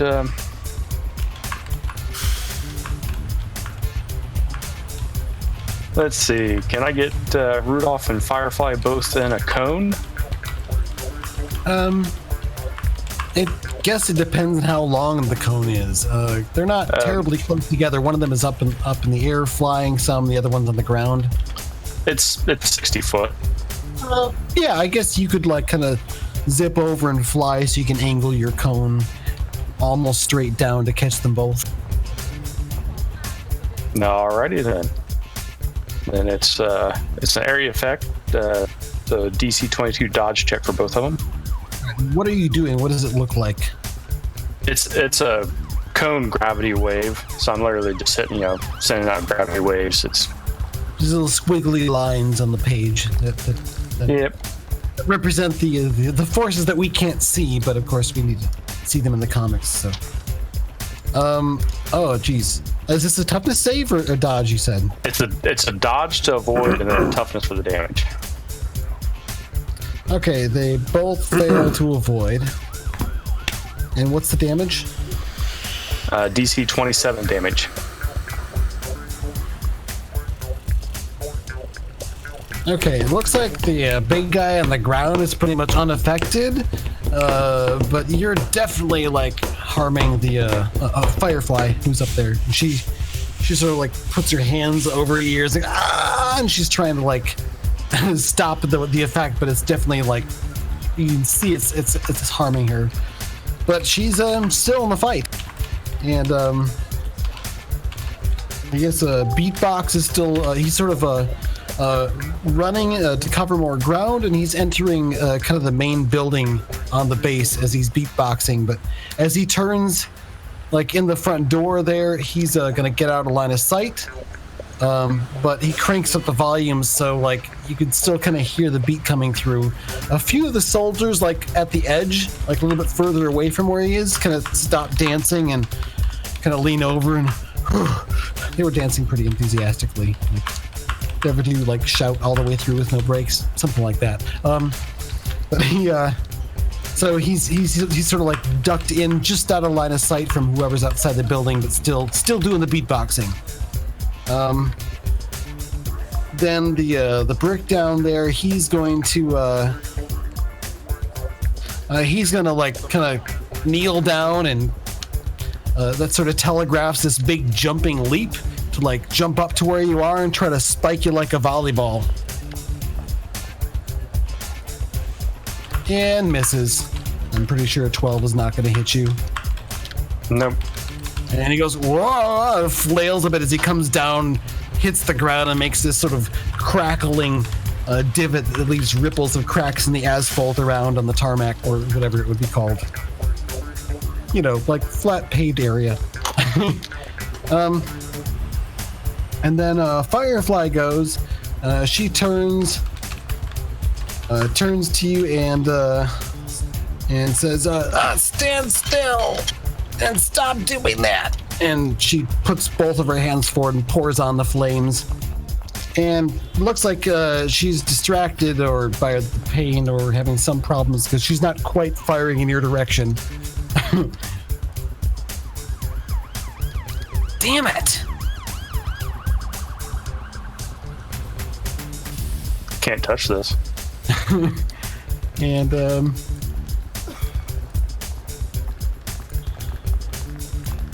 yeah, I guess you're at the bottom of the round, so back around to Opti. So you stopped one of the buses at least. The other two were trying to get around to get past or break away, and oh boy, what are you going to do if they split up? So are they going like around the Yeah. big thing I put in the street? Yeah, the the two buses that were the second and the third ones, that they're sort of broke off to the sides and they're driving somewhat off road, like on the sidewalks and stuff to get around that big divot you made in the road. Ah, I see. Okay. So they're slowed down, and the one that went in the divot is definitely stopped. Like they're gonna need a big, tow truck, crane, something to get it out. But yeah, it looks like two of the buses though are still maneuvering. They're gonna take some time to get away, but they might still get away. Unless you do something about it. Okay, I am going to shoot the. Man, I don't want to create like a big mess, or I don't want to create a car accident. I am perfectly not suited for this situation. I'm going to try to shoot the tires out. Maybe shoot the back tires out from the one that's closest to me. Yeah. Okay, you fire at the bus. Give me an attack roll. It's not too hard to shoot a bus. I mean, not that I'd know. 17. Big blue blast of hope to the back tires of the bus. Big blue object. Big blue blast back bus. Yeah. All right, you blast the back of the bus, which bursts. And I'm done with the alliteration. You basically it destroys like the back axles, and the thing bottoms out and like starts to slide to a stop, tearing these rivulets in the sod and the sidewalk beneath it as it stops. The other one, however, kind of curves around and gets back on the road and starts to pour on the speed. The bus that you stopped, though, somebody steps out of it. This one, it's a tall, willowy figure, a woman that you recognize, almost anyone would recognize as the famous lead singer of Seeley and the Butterflies. And she looks up at you and starts to sing the opening lines of one of their popular hits, The Death of Hope. Give me a will save. What kind of music is this? It's maybe kind of pseudo Celtic rock stuff. So I'll dig this. This is kind of lilting melodies. Oh man, I love this stuff. I'm gonna be a sucker for it if my will wasn't so high. What 21? Yeah, she's trying to make you feel sad. That was a bad roll, but yeah. Stop what you're doing. But that is enough for you to avoid suffering the effects of the affliction. I can still feel the song without being crushed by it. So I let the waves of hopelessness wash over me and channel my inner reserves and say, hey, listen, things can always get worse, and I know things are bad, but there's no need to resort to this sort of citywide violence. What say we put the buses back and let the people go? And she looks up and her mouth tightens and says, Optimist, you are the first one to defy my song since I've honed it to perfection. You and your group, you still won't win. You're in way over your heads. It's a really good song, though. I don't want to take anything away from that. She flips you off, and it looks like you're still pleasing some people. There's another person gets out. Looks like it's her bass player, and he's kind of tugging at her arm, like, "Come on, let's go!" Looks like he's planning on running away and leaving the bus behind. And I guess we'll cut back to Ether, who's still in the bank, facing off against Luna and Tidal Wave. Okay. Yeah. At this point, do they steal anything, or they just seem to be trying to just mind control people that are in this bank? Yeah, they were just mind controlling people, and she's been talking about destroying the place. You think she said something about not stealing anything, but that might have, those are just words she said, so. Okay, so I'm going to... Does it look like she's doing it with her actual, her actual brain? Or does it seem to be is there any device that I see on her or anything like that? No, she's dressed in some like fashionable loose-fitting clothing. Mostly like whites and grays. Okay, so yeah, I'm just gonna take a shot at her again, I guess. I'm not sure how to do this without being violent, so Yeah, you're like raising the Here I rifle. She's go. like looking at it, like kind of moving to the side, one or the other, trying to decide which way she's gonna go. Try not to get shot. So add your +8 then to hit, unless you have something special to do otherwise.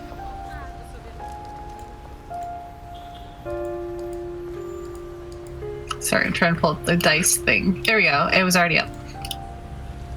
17 again, so no. Dang. I'm just a really bad shot, I guess. And she says, tidal wave. Forget this one. I'll keep him busy. Do what we're here to do. And tidal wave turns and says, "Are you sure?" And then Luna says, "Oh!" And Luna sort of steps up and starts to like turns around to some of the others. This one is here to oppress us all. With that, Take him is it down. Oh. And some of the other people in the bank like start to like form into a mob and like turn and take notice of you. It looks like they're like starting to surround and approach you.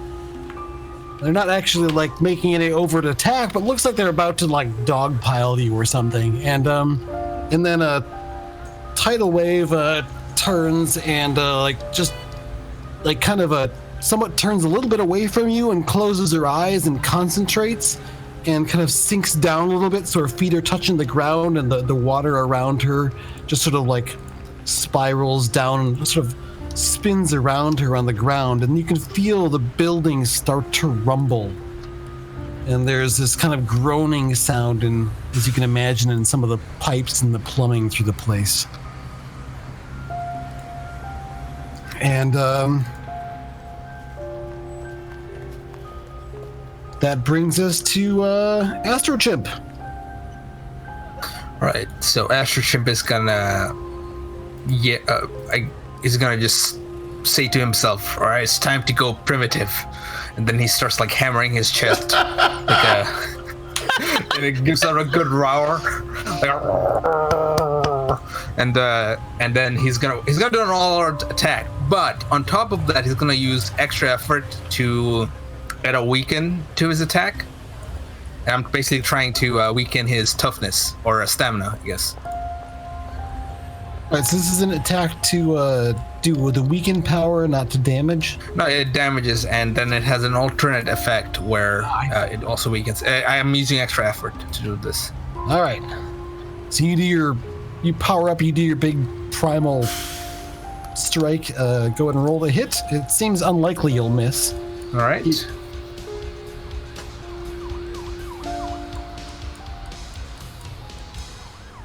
All right, I got 19. 32 is the DC.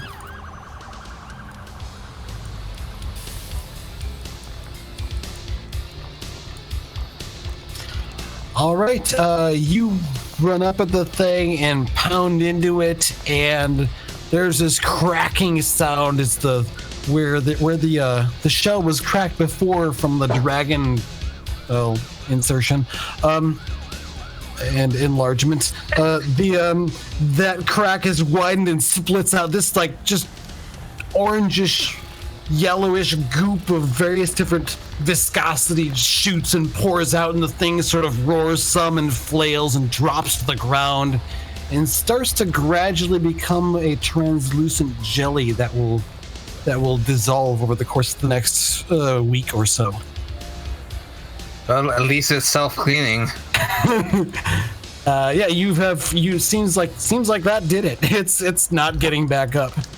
It definitely looks like a dead whatever it is. If there's any goo left in my hand, I'm gonna like rub it on a skyscraper. Yeah, there's one nearby. Yeah, let's just rub it on. All right, cool. And then I'll say, well, and he's gonna, it's like Astrochimp's gonna go for a high five with Core's dragon fangs or something. All right, Core, it's your turn. With my fangs? Are you slapping me? Oh no, I'm in talons. Talons. Oh, talons. With my wing, like. High five to the face. All right, Yeah. Core, what are you doing? Besides, like, doing the high five or whatever. I'll high five him back and kind of do my draconic laugh again, and then I'll just shoot up into the sky and head toward our next place. I think you said what, the hospital? Yeah, he had mentioned right. the hospital. And about this time, on the internet, you might not be picking this up, but on the internet there's a post posted that shows a figure. Looks like he's in like a hospital waiting room area, and there's like a smear of blood on a back wall, and like the lights are looking like they're not all working, and this guy's like all in black, and he's got this weird skull mask on. And he says, "I am the necromancer, and I have seized the hospital. This place is mine now, but I am not a monster. I do not seek to cause wanton death or unnecessary. I have taken the morgue and used them as my forces to rise up and seize this place. However, if you see the link below that is appearing," and he points, and then kind of like, there's the link. You should be seeing it now, and the link appears. "This link goes to a donation page that links to an offshore account. I should say the lives of the people in this hospital would be worth $100 million. And little bar appears that says $100 million. Anyone can donate to this. Once it reaches the amount, I will leave the hospital and allow the workers here to return to their duties. That's right. I'm not allowing them to tend to the ill and sick and dying people here." "But they'll die, you say?" "Oh no." And that's where, and then he like points down at the link, which starts to blink, and you can see like it's starting to go up, like a little bit. People are starting to put donations in. I'm not sure if any of you are actually viewing the internet for this, but it's in the comic book for those that are reading. Did anybody see that? Was any? I wasn't looking at the internet at the moment. I don't know if any of you are in a position to view it. I'm not sure if Astro Chimp has some sort of like, internet feed going on right now that would actually work when he's in the King Kong form, but probably not. Yeah, probably not. He probably took his helmet off or something. Yeah, so I guess that was just all for the benefit of the readers at home. So, and just so we're all clear, he wants donations or else what? He's apparently taken over the hospital with zombies and is holding it for ransom. Instead of asking like for a lump sum, he's crowdfunding it. That's smart villainy right there. Yeah, I thought so. Anyway, so he's done with his tirade. As Core, you're flying in. You can see, it looks like there's like a few crashed emergency vehicles outside front. There's some people kind of standing around some of the outer edges, like around the hospital, and some other emergency vehicles a little bit further back. But it looks like there's some sort of a scene going on here. There's actually like some fire rising up from one part of it. Looks like it's been doused for the moment, but something is bad. Something bad is happening at the hospital. And as you fly up to it, I guess you can see some people pointing up at you, and they don't know what to make about this new development. Now there's a big dragon showing up. Oh, great. It's a real bad day for the city. So you've arrived at the hospital. What are you doing? Can I see any of the zombies outside? Like guarding it, or? There are no zombies currently outside the hospital, no. You might have to go inside to find them. Okay. I assume that Astro Chimp is hot on my dragon tail, so I'm gonna go ahead and get inside by rapidly shrinking down and changing forms to a beetle, and slipping inside and kind of scoping out what's going on the inside, where this guy might be, or where our bad guy might be, whoever that is. Okay, when you slip inside and become a beetle, you can see that not too far in, just inside this emergency room entrance, looks like a kind of a thin, gangly old man standing in the hall, and he's holding this walker, kind of wheeling it. It's got a couple of dents in it, like it's been used to hit somebody with, and you know, it's been dented in the process. And his skin is gray and cold, and he definitely looks like he's deceased. But there's also this sort of dark energy around him that has this sort of strength and malice to it, whereas otherwise he might look like kind of comical and weak. He looks menacing and dangerous. Huh. Okay. But yeah, as a beetle, you sort of zip and fly, and he doesn't seem to like. I guess he kind of like watches as you come in a little bit, but doesn't seem to be like doing much of anything. Not quite sure what to make of the beetle, maybe. Okay. I'm gonna kind of keep my location kind of in this proximity, so that if Astro Chimp has a way to track where I am, he can find me, and then we can hit this guy together. Okay. Cutting over to Gravistar. You're facing these two, like, out in the open, just outside of the military base. Beatbox has gone inside. Most of the soldiers are still dancing. You started to smack down Firefly a bit, who's showing somewhere, but the big tough guy is having no trouble with you. Except, you know, hitting you the second time, I guess, didn't work. What are you doing? You kind of shrugged off the dazed effect now. Alrighty, alright. Rudolph, it's time to neutralize you before you become a real threat. Hit him with a 0G grapple, which means a DC 22 dodge check on his part. Alright, he fails his dodge roll by like 2. Alrighty, then he is basically floating about 40 feet in the air, and he is immobile and defenseless unless he has some type of flight power. He does not. He was jumping to get to you before. That required pushing off of something. Yeah. He's sort of floating in the air now going, what? Oh, no fair! Yeah. He's floating in space, yelling. And then turn my attention to Firefly.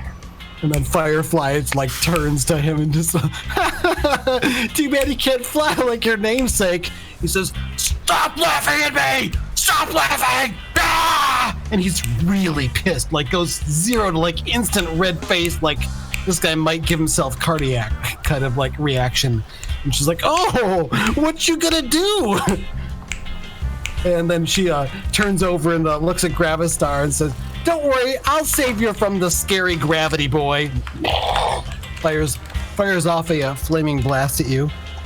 I'm not sure what she's getting this confidence from, but she does hit an 18. That's versus your dodge. Yeah, 18 hits. All right, then roll to resist the damage. 36. Okay, yeah, it's really, really hot. She's pretty powerful, but it's not enough to actually harm your form. At least not this time.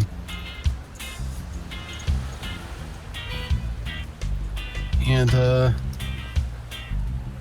gosh, I think maybe we should probably do a midpoint break at some point, right? Is this a good time? Yeah, I think so. Are we at the end of the round? I'm not sure. Yeah, we're at the end of the round. I'm not sure we're going to hit a lull at this point because it's like it's all action all the way through. Super busy day. Well, yeah, let's take a 10-minute break and then come back and do more action. All right. Yeah, speaking of which, actually, I'm not sure if I've even been paying attention. I've been like focused on all these other details. Have we actually killed the stream boss yet? Twice. And I got a hero point, and I believe Core got a hero point as well. I did. I spent it on dragon insertion. Yeah. and Macchiato gave me one, which was why I was able to pull my head out of my hope. Yeah, so those are very useful hero points. Pull my hope out of my ass? Is that, anyway. thank you, Macchiato, and thank you to who was the one that gave it to you, Core? It was. It begins with a K. One. Yeah. Kahoodlick. Kahoodlick one? It's draconic. Yeah. It means whatever you said earlier. That was really not clever. All right, we're gonna take a 10-minute break, and we'll see you guys in 10 minutes.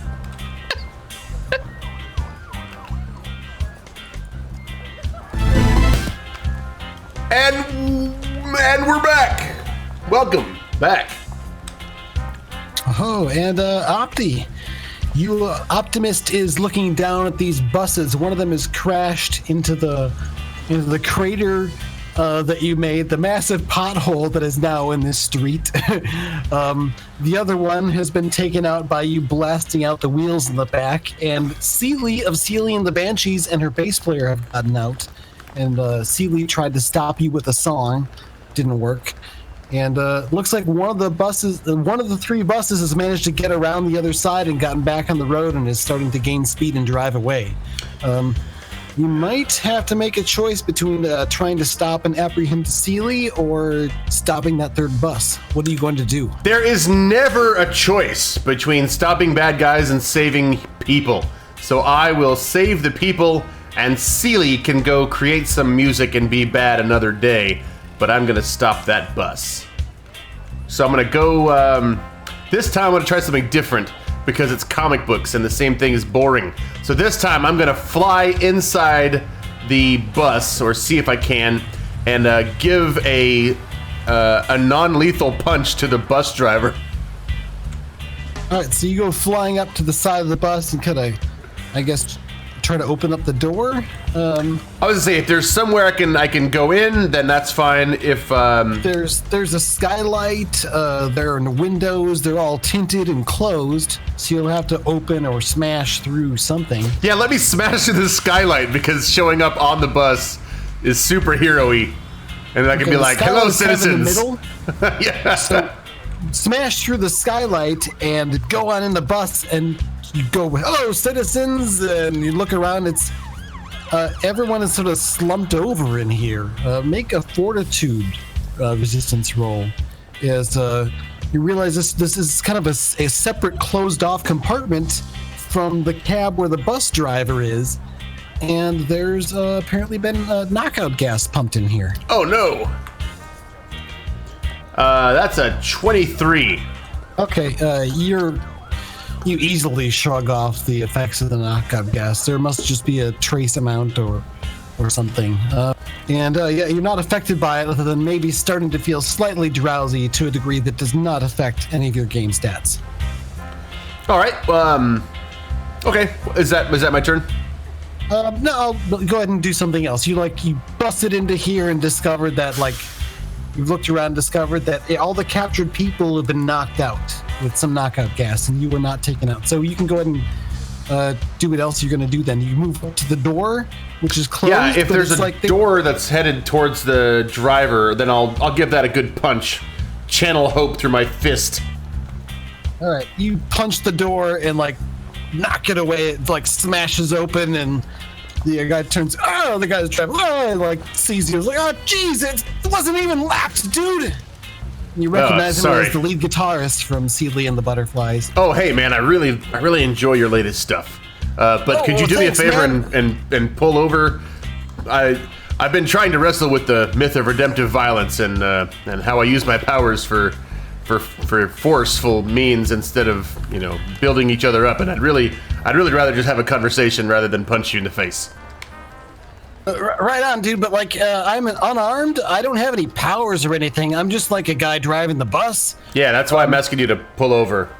Because, But I'm supposed to take these people to be, converted into, super soldiers or something. Yeah. And I'm the last bus, so I think I'd be in a lot of trouble if I didn't, Well, here, let me just, and then I reach over and grab the wheel from him and start trying to pull it out of gear.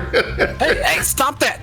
It's kind of slapping at your arms, trying to fight with you, and the bus is starting to swerve around. So we'll cut to Ether in the body of the the goon in the bank as the building is starting to rumble and creak as apparently the water person is doing something to the plumbing. So I'm gonna actually you said the floor is like kind of collapsing around me or whatever, there's people coming towards me? Oh yeah, there's a bunch of like people now that are like starting to turn towards you as Luna, the silver-haired and silver-tongued lady who's been rattling everyone up in here, has turned like the entire population of the bank and employees and customers against you. They're starting to surround you and move in as if to maybe grab you. Okay, I'm gonna take that opportunity to just. Sorry, I'm gonna take that opportunity to leave my body. And is there any way I can try to possess the water lady because she's focused on something else? I guess, what are the limitations of your possession ability again? I do have one for high intelligence. That's the one I'm going to use. Okay, yeah, she seems, I mean, she's a living person. So, Okay. do you have to make it to hit roll, or does she just roll will against it? It's on my offense side of things, but she might have to just roll will against it. I'm not sure what I would roll for that. What's the power level of the power? She's got to roll will against 10 plus that.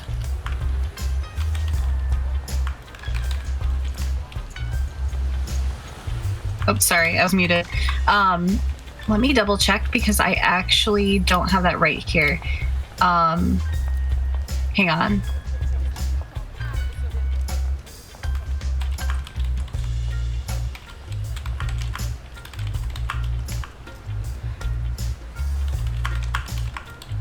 Oh, the Patreonomicon. Sorry, I've been mostly not paying attention to the chat because I've been a lot to keep track of here. But, Our chat is the best chat ever.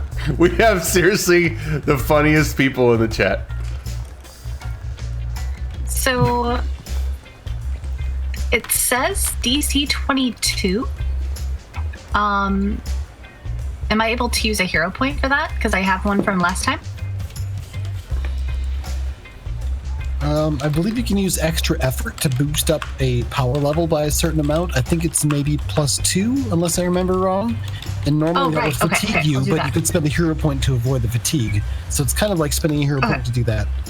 And yeah, she hit the 22, but not a 24. So you like go to possess her, and like she kind of resists it, and she doesn't like.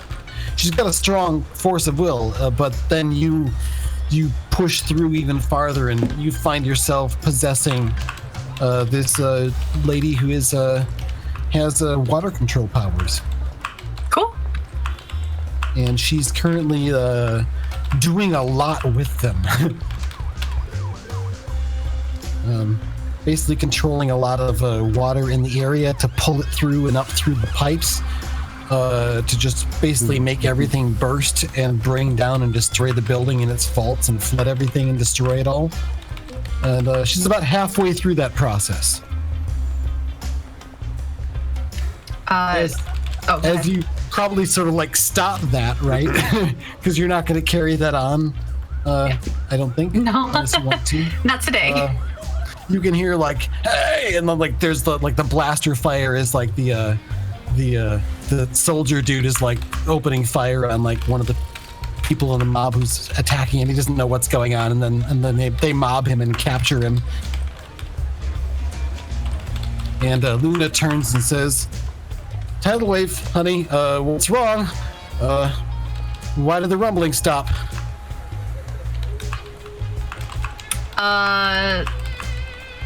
Okay, so I would be able to tap into her abilities at this point, right?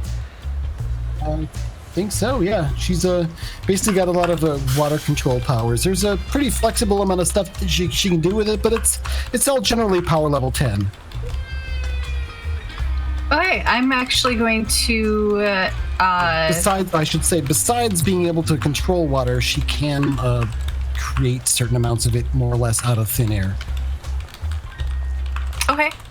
I want to create some sort of non-lethal splash effect on the other lady, just to kind of bounce her out of the mind control thing with the people. You're gonna blast the silverhead lady? Yeah. Okay, yeah, so that was the same kind of thing that she did to you before. Just launches off a chunk of water. It's a non-lethal, stun blast. So you make an attack roll at +10.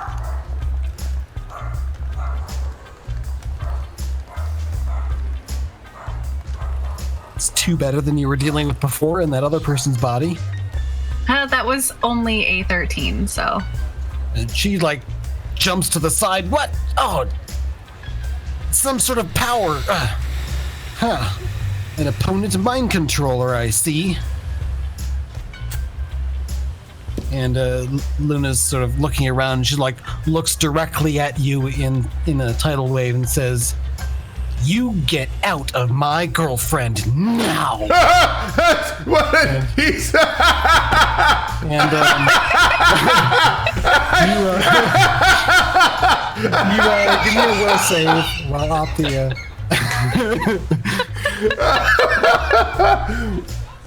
21. 21. That is not enough. You are basically mind controlled, compelled to sort of do the thing, and you exit the body of Tidal Wave. But you did interrupt her destruction of the building for now. Good job. Yeah, moving on to, where are we? Gravistar? No. Astro Chimp and Core. So Astro Chimp, what are you doing? All right. See, I had the foresight to get leaping in this form. So I'm gonna leap across town to the hospital. Just gonna climb buildings, jump off them, and whatnot. Can I make it in one go? My movements. Yeah, it's 9. We're just hand waving comic book rules. You move from one panel to the other, and boom, you're landing at the hospital. All right, and I'm gonna. So, do I know anything about what floor the necromancer is on? It looked like he was in a waiting room of some kind. You'd have to, I guess, do some sort of a knowledge roll or scan to figure that out. It'd probably be difficult.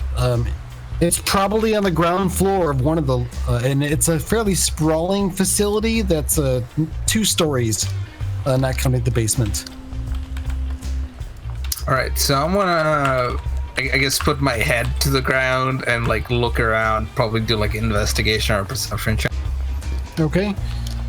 Are you still giant? Yeah, I'm still. I'll be giant till the end of the scene, and I guess that's the whole combat. Okay. Yeah, pretty much. So, yeah, you I guess start observing things. Give me a I guess whatever roll you'd like to make. Just one though. Let me know what it is. All right, I'll go with investigation.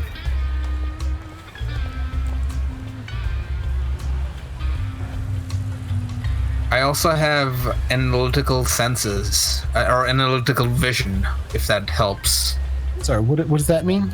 Analytical, so I can analyze the details to figure things out and stuff like that. Okay, so you can kind of Sherlock Holmes it. Yep. All right, so you did an investigation check of 24, observing a bunch of details. You're able to do this thing where all right, this happened and that, you pick up on these details, and it's like a in the Sherlock Holmes movie where all right, this thing happened before that, and it just sort of goes back and builds from all these different complex amount of details. You're just thinking way faster in more detail than most people would normally be doing, analyzing all of this stuff, and you pick up on that essentially there was a disturbance inside of the place, not exactly where, but I mean you can get it from probably deep within, in the morgue, and basically enemies came out. Like some people came running out. There were some security forces that came in, some police that were there, some first responders, and they were fought. Some of them were killed and dragged in. And there's probably at least a couple of these zombie things guarding each of the entrances. You're not sure how many there are, but gauging on the size of the hospital, the size of the city, there's probably at least a couple dozen, plus whoever might have died in the meantime, if he can make zombies out of them too. So he can't be covering everything. There's just too much ground, too many blind spots, but you're guessing all the entrances are going to be covered at least. And I guess you don't really have an idea where he is. But I guess you're starting to, see like some of the people who are out here. You're picking up on some of the details. They're holding up their phone, and you're catching images of the video that was posted. It's up to $24 million. All right, Ashram's gonna like grab one of the bystanders by their little collars or something and pick them up. Hey, come down! It's me, your favorite hero. King Kong? No, it's Astro Chimp. I give them my signature smile. I thought it should be shorter. It's like I can be as big as I want. Right. Where was the last time you saw this necromancer fellow? I didn't actually see him except for on the video, right, that he's posting. He's holding the hospital hostage, and he's got like this crowdfunding thing. If he gets 100 million, he'll let everybody go. It's going up pretty fast. Right, and he's gonna like I'm gonna squint and try to see the screen. Like, he holds up his phone. Is it obvious what room he is in? No, not really. He's in some sort of like hospital room inside the building. Judging by the lighting, not like close to one of the obvious entrances. And he has hostages, right?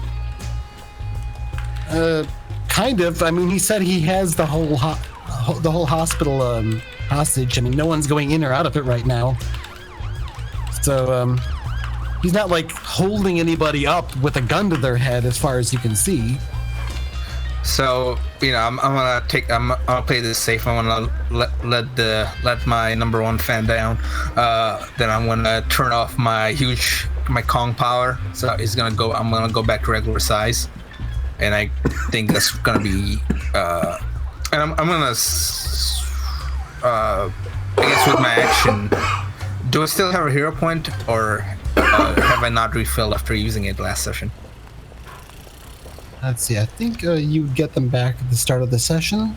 Is that right? No, you do not. They last the entire adventure because the ebb and flow of the adventure, well, no, you don't. Bottom line. Okay, I'm glad you're here to clarify that so I don't have to waste time looking it up. Thank you. All right, so I'm gonna become small and I'll go to a corner and I'm gonna trust that Core can find where he is, and I'll just tell her that I'm standing by, and when she finds out where he is, I'm gonna fly in there and smack some undead heads. All right, Core, what are you doing? You're inside the place. You see the zombie dude who's kind of eyeballing you. It's sort of. I get the message and I gulp because I don't like starting confrontation. But I go ahead and we're gonna go ahead and start the morph into a. We're gonna go with a leopard. So I turn into a big cat, and as I transform, I just turn it into a pounce, and I'm just gonna go straight into an attack. Okay, make your attack on the zombie dude, who's surprisingly spry for a dead old man. Eep. Okay. have to compare my my new skills with my current. So give me one. All right. So my fighting is.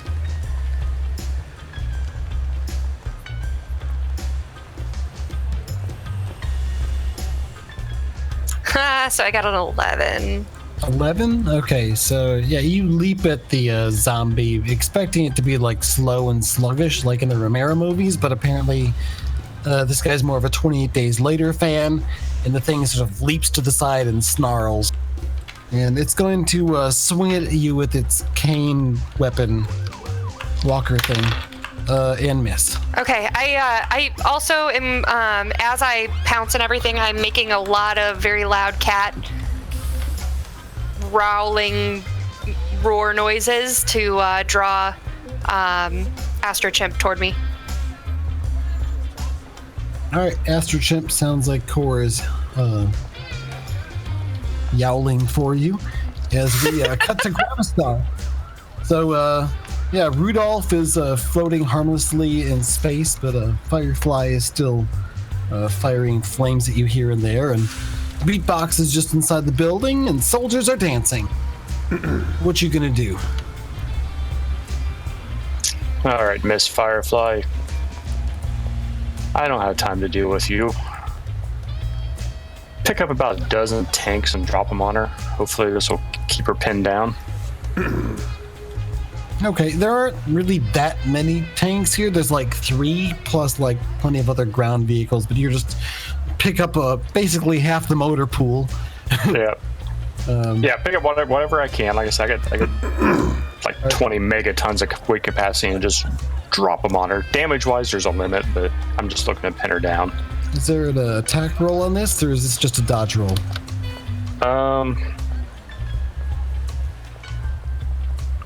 If I'm using my gravikinesis, it's just a dodge roll. DC 22 dodge roll. Oh, that is not good. I failed by 5 or more, but not 10 or more. So, yeah, they sort of fall down on her. Is that a damaging effect as well? It's probably damaging, but there's no damage built into the power. I'm just dropping the weight on her. It's more about pinning her down, so I don't care if it damages her. Yeah, no, I guess he drops a bunch of stuff. She manages to avoid some of it, but she ends up getting pinned underneath, and it looks like she's knocked unconscious. Did you have to release Rudolph in order to do that? No, because one's the affliction and the other one's my gravikinesis. Gotcha. I know there's some of your powers you can only use certain things at a time, so. Yep. Still floating there. He says, "Ah! Ha! Who's laughing now?" As he realizes doesn't quite realize actually that he's cheering for, you know, the opposing side. You just stay put. I'll be back and head off after Beatbox. All right, so you go heading off after Beatbox. You find him like just inside. He holds up his hands, like drops the mic. There's a thump. All right, I give up. Don't hit me. Not the face. Just, you gotta follow like reading my rights or something, right? It's cool. I got a lawyer. Yeah, if he's surrendering, just basically take him into custody and help the soldiers real quick. You know, restrain these 3. I'm just here to make music, man. All right, yeah, looks like you've got the situation under control at the military base. Good job. And with that, we will cut back to Opti. So it's me and the, I don't know, was it a guitarist or something for the Sealy and the Banshees? Yeah. You're sort of like wrestling with him for control of the bus, and it's weaving around some. I guess, do you just want to kind of like wrest control of the bus away from him, or you can like hit him or something? He didn't seem to want to fight, and he's not super powered, so Yeah. I'm not going to hit him. That seems Yeah, he's not actually like punching you directly. He's just resisting you and trying to keep Yeah, doing so what I'll he's just doing. I'm gonna focus more on wresting the controls away from him than punching him. You know, I can All right. I can sort of maybe I'll just shoot the that's what I'll do. I'll just shoot through the engine and kind of, you know, destroy it that way. Okay. Give me a roll for that. It's probably almost impossible to miss, but you know, who knows? 25. Big let's blue hope it's blast a- of hope. That would have been a good time for a 1, but yeah, you shoot out the front of the bus, it stops, and I guess, oh man. Yeah, I mean, you could have just pulled over. Like, I mean, what did you think now was I going to have happen? right? Because you just wrecked the bus. Just Well, next time, just don't do that. Like, what? Why? What's with you guys? I mean, like, you like making music? Were you not making enough money or something? Or like, what's the deal? You can't just be like a supervillain and then make music on the side. Like, what? Are they not paying you? What's going on? hey man, that's way above my pay grade. I just I don't know. What? You just drive buses and play the guitar? Like, what? What's your pay? Like, what exactly is your pay grade? It's more than music, man. It's like a deep magic to it, and yeah, it's like powerful. We can take over the world. You don't have to. I see. All right then. I guess I'm gonna have to go to jail now, and they'll bust me out. No, you're gonna. Well, I don't. Maybe yes, you're probably gonna go to jail. I mean, unless you're gonna let me go, can I go? Well, I mean, like, I've got other stuff to do, but if you promise me that you're gonna. He gets up and starts running away. Oh God. I'm gonna go look for. Well, I guess you said I had to choose. I'm gonna take a high view. I'm gonna keep the 3 buses in my view to make sure that, you know, nothing else is happening to them. But I'm gonna fly up high enough to see if I can't see Sealy or the rest of the. Was it Banshees? Is that what you said? Butterflies. Oh, Sealy and the butterflies. See if I did can't say see. Banshees the first time because I just Sealy and Banshee just for some reason wanted to go together. But So I'm gonna fly up high enough that I can keep an eye on the buses and see if I can't get a bead on the other butterflies or Sealy herself. let's see if you can do what you can do with a perception test this time around. Then I bet this is gonna fail. No, that's a 25. Wait, no, 22. okay, you sort of fly up. You can see like the one guy. He's just sort of like running away, like in a somewhat random direction, just away. The guitar player / bus driver. The other bus that stopped, like there's like nobody getting out of that one. There was the person who had like been firing the gun. You see them like laying unconscious in the pit. It looks like they were thrown free of the bus when it crashed. And then you see in the distance a bit further back, on someone's lawn, there's like a little portal looking thing open. You see Chaos Lord standing there. And Sealy and her bass player turn back to look at you and step through the portal. So does he, and then the portal closes.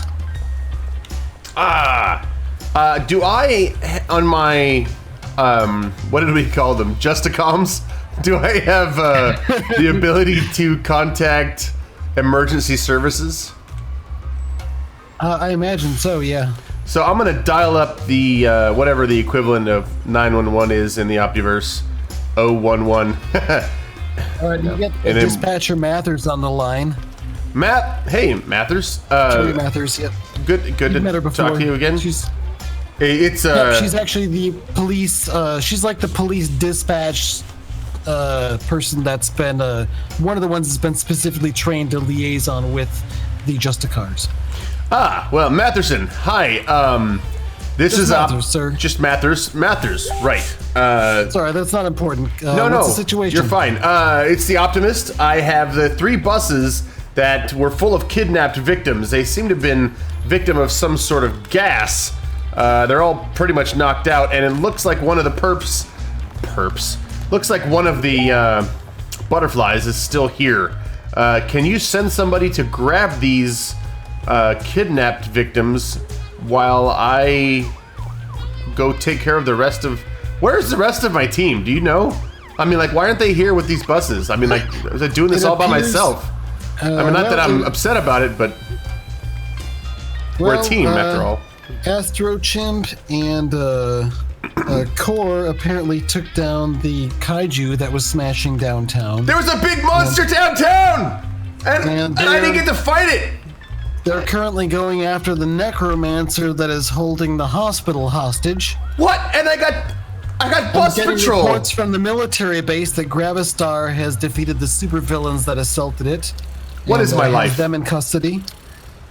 And there's some sort of disturbance at the banks, which is, I believe, Astro Chimp said he deployed Ether on. We haven't heard the results from there. That situation appears to be ongoing. And I got non-powered musicians on buses. Okay, well, can you send somebody, please? Absolutely. We're a bit.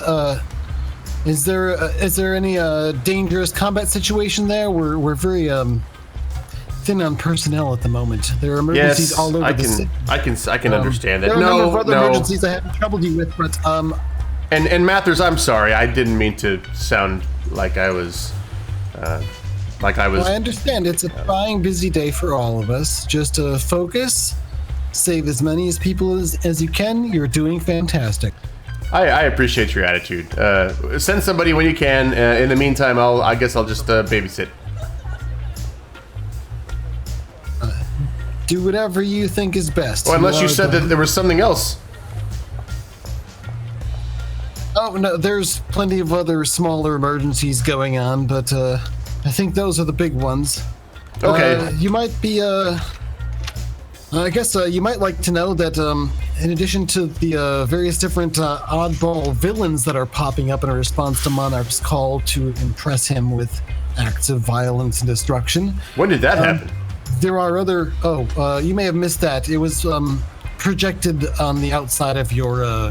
the dome that enclosed your headquarters. Oh, okay. But there are, in fact, a number of other unknown new, apparently, heroes on the rise as well. I'll fill you in on those. Good news.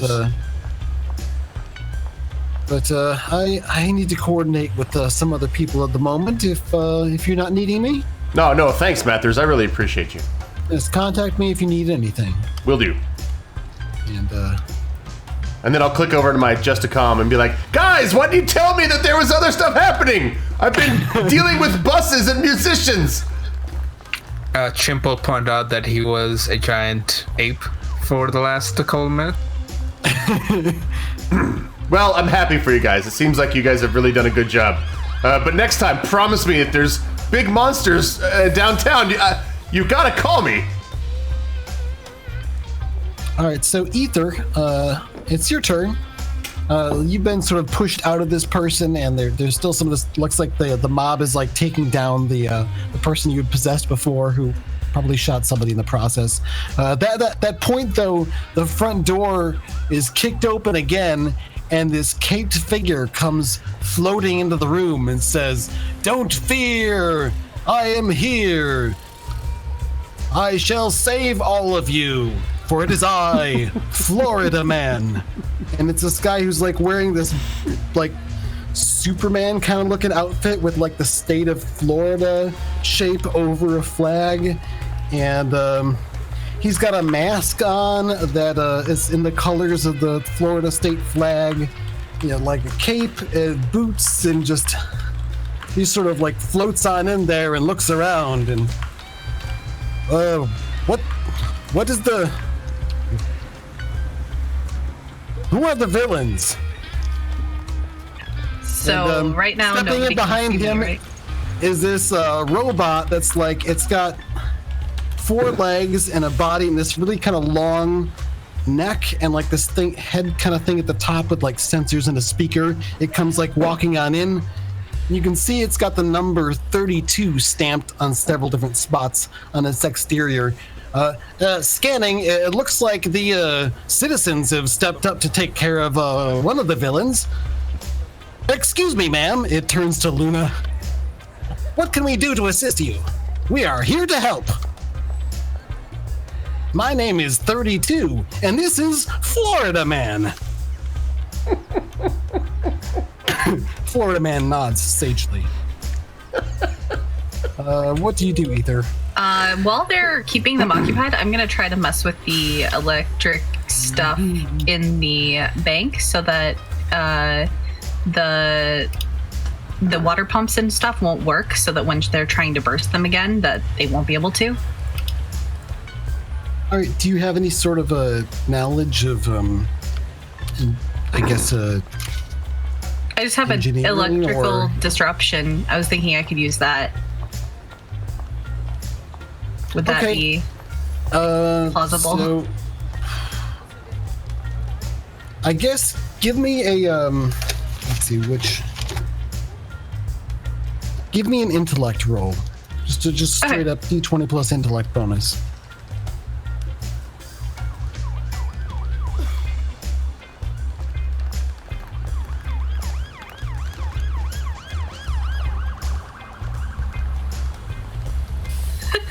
Five. Just kidding.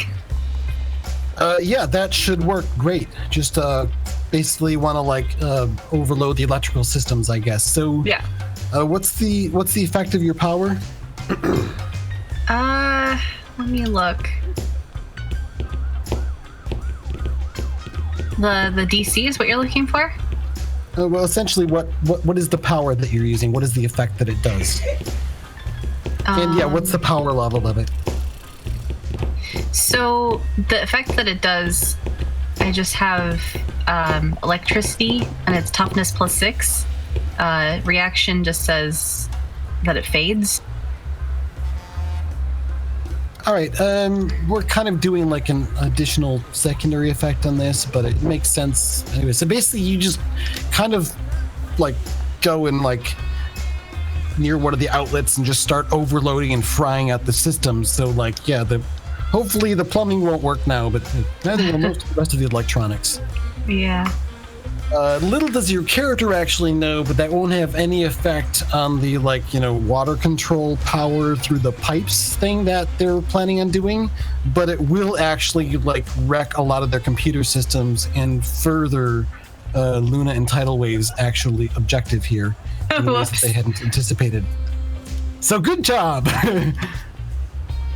I'm a hero, you guys. Hooray! And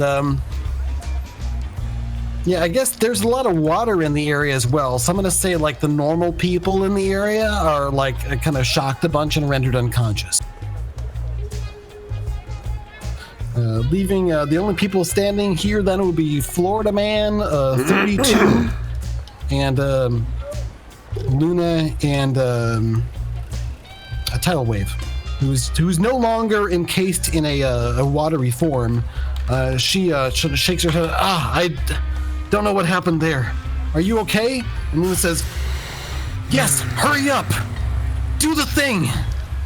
And she says, right. And she starts to concentrate again, puts her hands down, and the building starts to rumble and the water pressure builds up again. Florida Man says, I don't understand what's happening here. Are these people, 32 says, I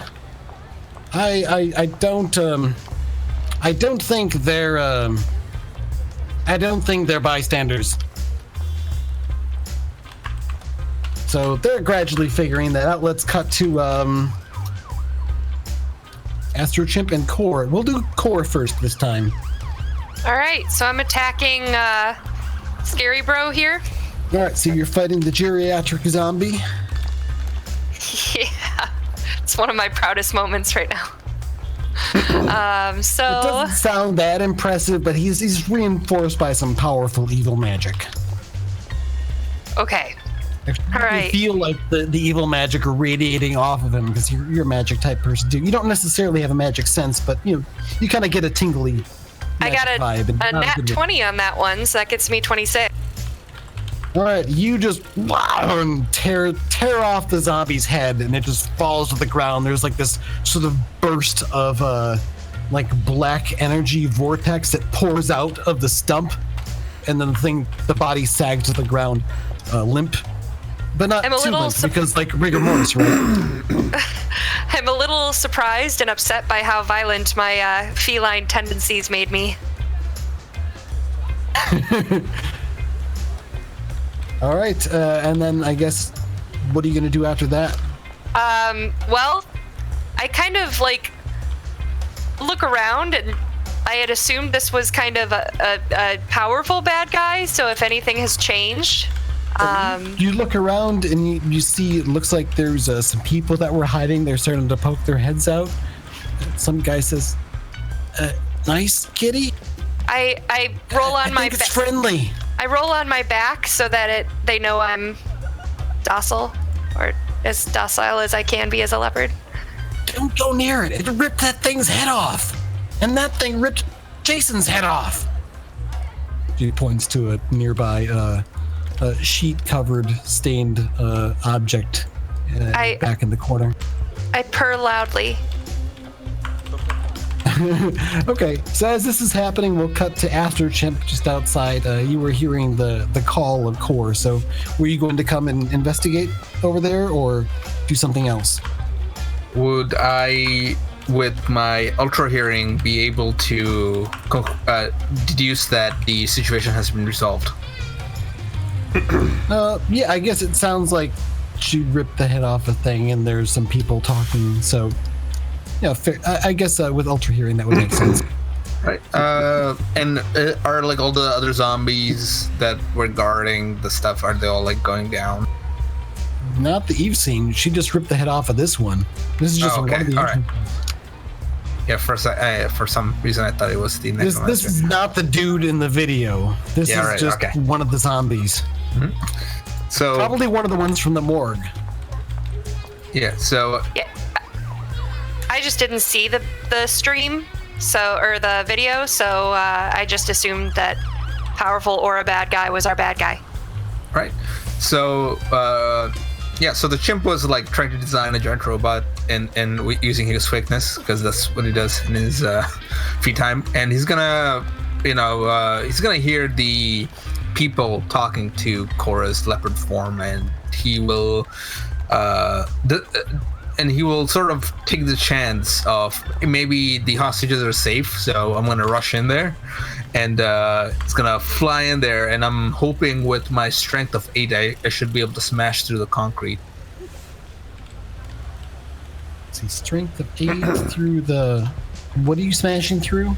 The concrete of the thing, unless there's like a door open that I can zoom in. I mean, there's like lots of doors and big windows. If you want to find some concrete to smash into, you can.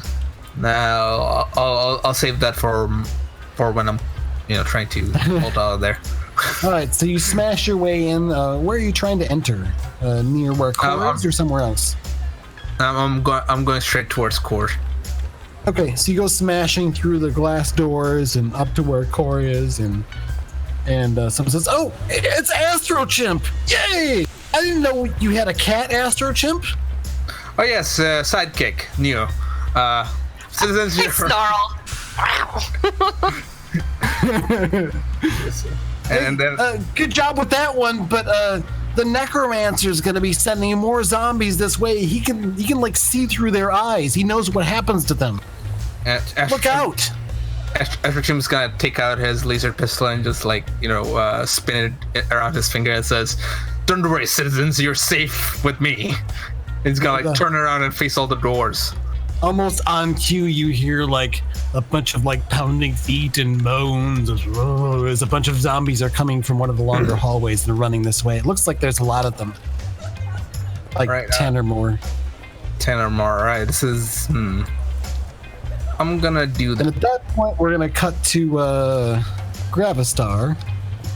Looks like you're basically in the process of helping. Now, what are you doing?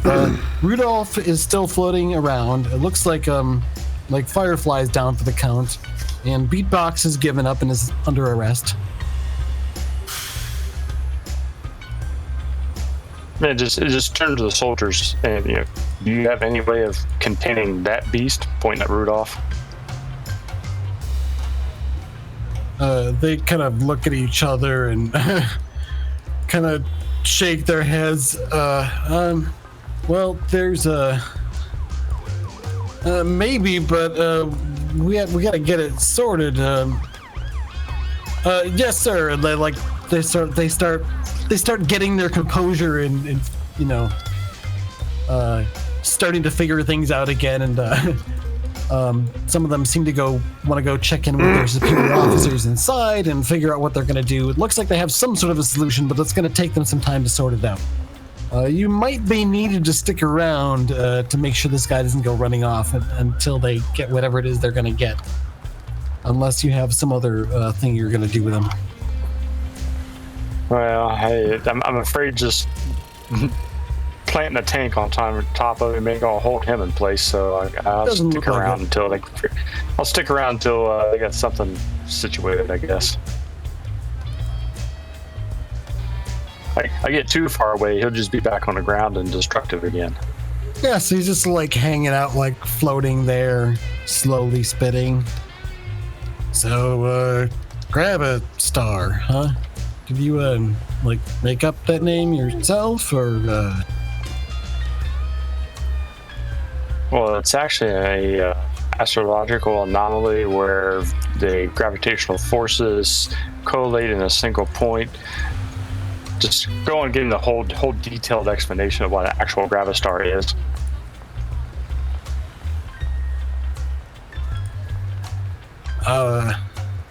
I didn't catch a lot of that.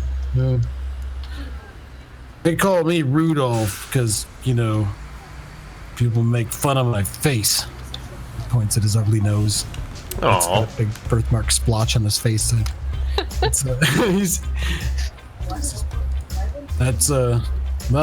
I showed him, right? I got big and tough and mean and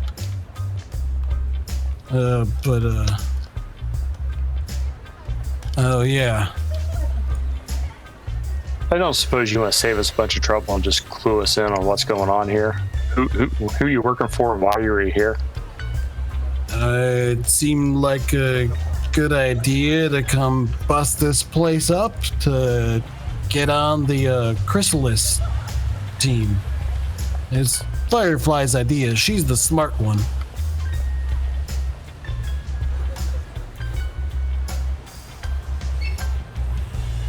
We had a good plan.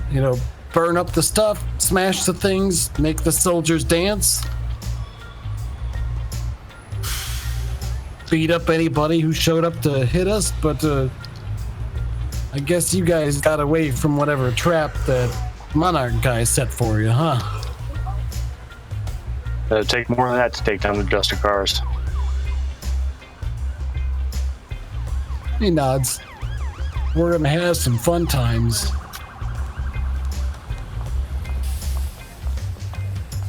When I get sprung from this, we'll go head to head some other time. I got a good hit in there with that vehicle axle, didn't I? Can't believe you dropped a tank on Firefly. Serves her right for laughing at me. Anyway, I'm gonna cut to back over to Opti. All right. So, I guess, man, what I really would do is just wait around to make sure these guys are safe. So instead, I'm gonna fly down to where that one guy who shot at me is, and I'm gonna see if I can't wake him up. Maybe with a little zap. Okay, you kind of slap him, zap him, like, oh, what the, who are, no, not you, get away from me. Oh, stop. You realize he's the drummer. Hey, I really liked your last album, but I find myself wondering, man. No problem, but I find myself wondering, like, what all this biz is about. I mean, your guitarist friend said that you guys were, like, gonna, like, get power and try to take over the world or something like that, and like, this could go, like, one or two ways. I mean, you could tell me what's going down and maybe, how to stop it, and I could, like, totally vouch for you in court and say that you helped us, or you can just go to jail and, like, miss out on all your buddies doing whatever they're doing. Well, this guy Monarch, he's gonna, take over, New World Order, all that stuff. Was gonna put a big message out to you when you supers were setting up again to show that it wasn't gonna work, but I guess they didn't shut you down. Maybe Well, I mean, like you know that like bad guys don't win though. Like that's not how the world works. Like good guys always win. So like, why are you? You could have just used your powers for good. Like you could have just you know, done good stuff. What? Staley has mind control powers. What good stuff are you gonna do with mind control powers? No, man, that's pure villain stuff. I see your point, but like you don't, right? I mean, you don't have to play along. Shrugs. And like, what if I just she played the drums and drove a bus, right? I mean, well, I mean, you're what's driving a wrong with bus that? full of kidnapped people, dude. That's not okay. So like, you know, here, put these on, and I hand him some handcuffs. He puts the handcuffs on. Sorry about this. I mean, like, listen, like, It's all right. They'll get me out. oh, well, that's probably true. They have a habit of doing that. Anyway, I zip tie him to the side of the bus, All right. and I'm gonna open up the back and start checking to make sure that people are okay.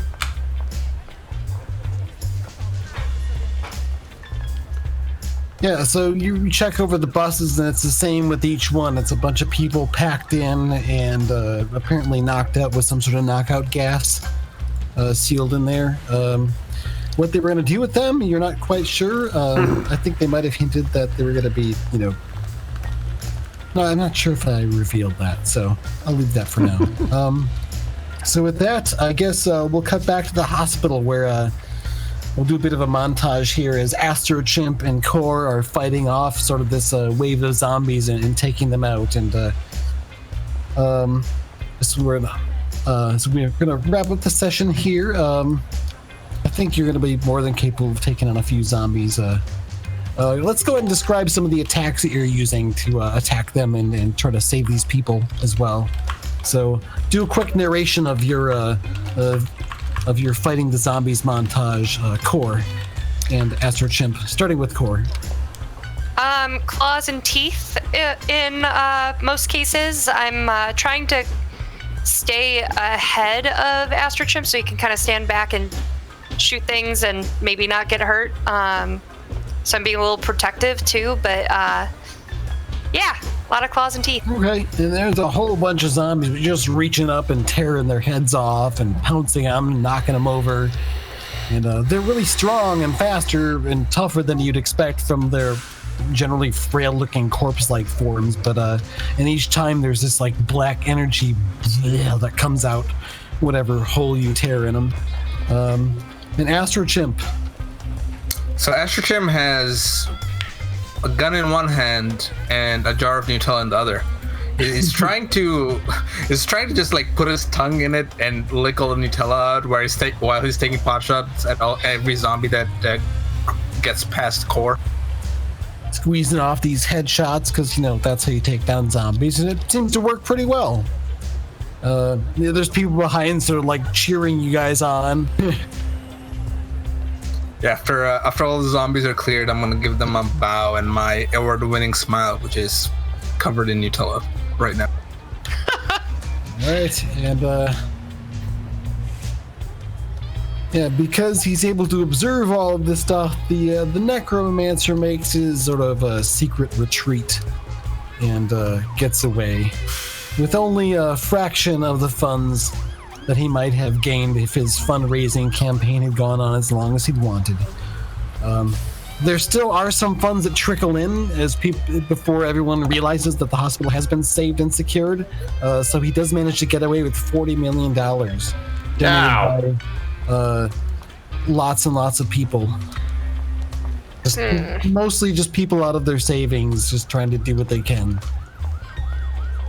And then I guess cutting over to Ether. So looks like they're like Florida Man is there, and this 32-person tidal wave is focusing on making the building rumble. What are you going to do? You fried the electrical system. It seems like the building is still rumbling, though. All right. So I'm going to try to possess Florida Man. I'm going to become Florida Man if he'll let me. Okay. Yes! So you go over to possess Florida Man, and as you do so, you get this weird sense like this is way more crowded than you're used to. There's more than one person in here already. But you take dominant control over here and find yourself in the driver's seat of Florida Man. All right, I am Florida Man. You hear this voice like, what? How did you? Who's this? I didn't consent to this. And the other one says, I did not either. Excuse me. Who is this? That was very rude. Sorry, I'm just stepping in for a moment. I'll be out soon. Just let me do this. These people are messing this place up. I don't really have time to explain. But our personal autonomy is being violated. You can deal just for a few minutes. Thomas did not consent to this. I did though. Let's go. All right. So what you possess Florida Man, and you have like basically kind of like you can fly and you have super strength. Basically like power level 10, like flying punchy dude. Okay. So now I'm gonna go after the silver hair girl. Okay. You fly up to Luna and go to punch, I guess. Yeah, I'll punch her. All right, make your attack. You got a +10 on the roll.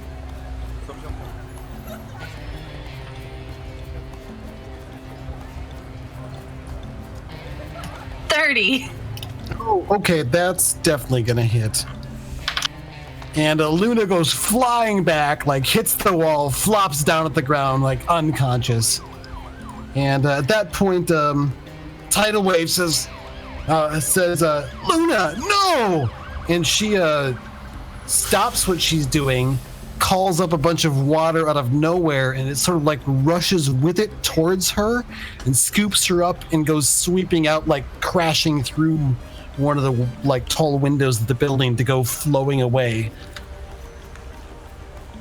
Leaving 32, which is like that robot looking thing, like the four-legged thing with the tall neck and the sensor head with the speakers, turns.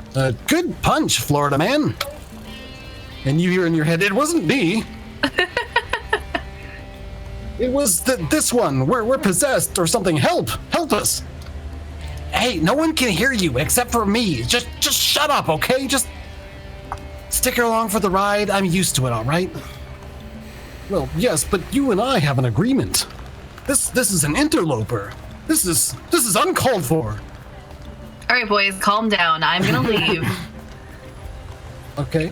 I'm gonna hop out of Florida Man. As much as I really enjoyed having that level of strength, that was nice. I'm gonna find somebody else and then just go reunite with my team. Okay. You get out, like Florida Man goes, oh my goodness, I'm back to myself. Thomas would, but I shouldn't. I mean, I am glad the situation is resolved. Hooray. 32, are you okay? And you sort of hear the voices as you're sort of fading away and slipping away to go, where are you going? Where am I going? Yes. I'm heading out. I'm going to try to just possess somebody on the way because I just want to be able to communicate with my team. I left my body back in our building. Okay. Or my current borrowed body, but yeah. All right. So you find a bystander. There's a couple of people who are just sort of standing outside of a retail store, like electronics place, like watching the news feeds because there's lots of stuff going on. As like right next door, some other people have like smashed the window open and they're running away with like a couple of boxes of stuff, like looting the place. Some other people are like, "Hey, you can't do that," and then they're saying, "Yeah, we can," and just other people standing around watching. And you've hopped into that. And with that, you're able to sort of move over and contact your team. And it sounds like you've resolved all of the situations. Some of the villains have gotten away. Some of them have been captured. At the military base, they eventually like pull out this like kind of like a trailer that's attached to like one of the few intact trucks in the area. It's got this like special energized cage that they ask Gravistar to lower Rudolph into, and they close it up and power it up, and he bangs around in it some. Doesn't seem to be able to smash through it, at least in the short term. And the commanding officer at the base, salutes you and gives you his thanks.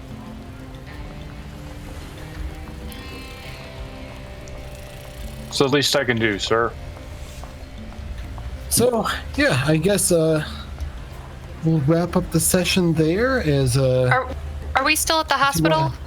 Yes, at the... I guess Astrochimp and Core managed to sort of take down the zombies at the hospital, though the Necromancer got away. You did rescue the hospital.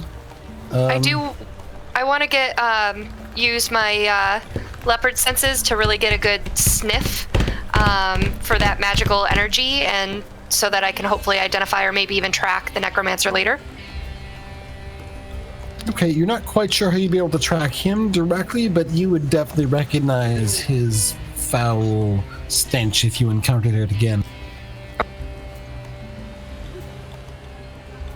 Yeah, so I guess to go through, you rescued all of the people that were trapped from the buses, but did not apprehend Seely. They apprehended her drummer and guitarist.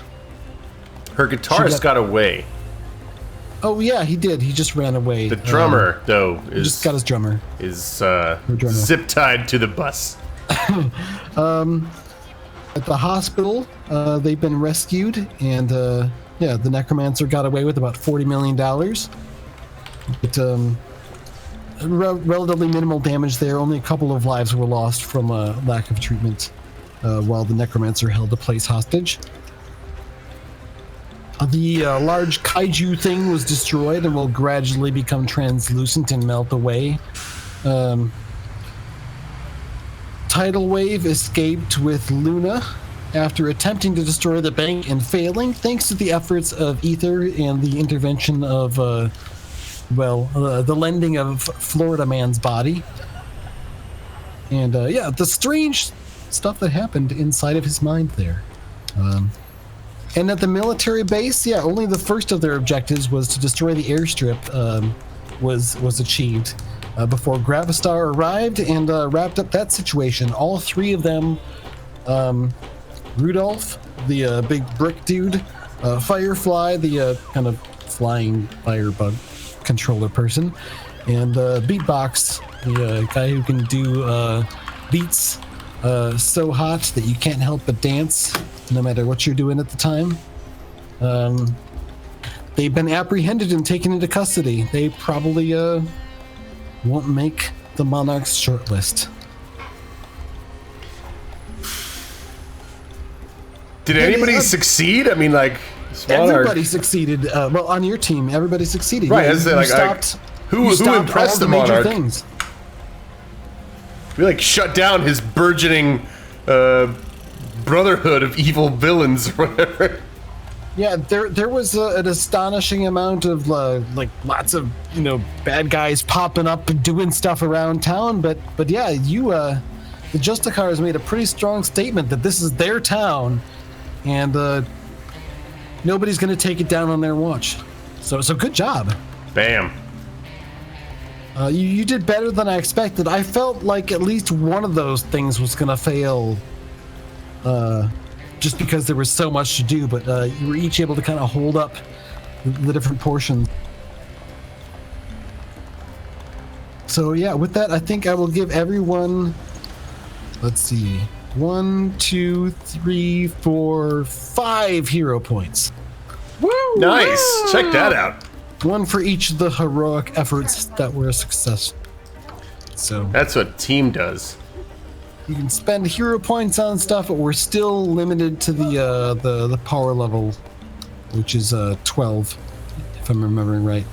I hope so, because that's what I've been basing a bunch of enemies on. I'm gonna get me some AoE non-damaging things, like automatic bus stoppers. I think those are called brakes. Yes. Whew. Well, that was fun. Lots of moving parts. What did you all think? That's fantastic. Good time. I am was really having fun. a great time. This is hilariously fun. Absolutely. I'm all about the ape dragon dude. Ape Dragon 2! And I'll say it again, we have the best chat in any it's Twitch. So yeah, we will, I think, be back in 2 weeks. For those who normally watch the variants, we will probably not be back next week because we will be driving back from Origins Game Fair, and I don't think we'll be able to do it. We might be able to have something, but I wouldn't count on it. So I will probably say that we'll see you back here in 2 weeks for the next Optiverse stuff.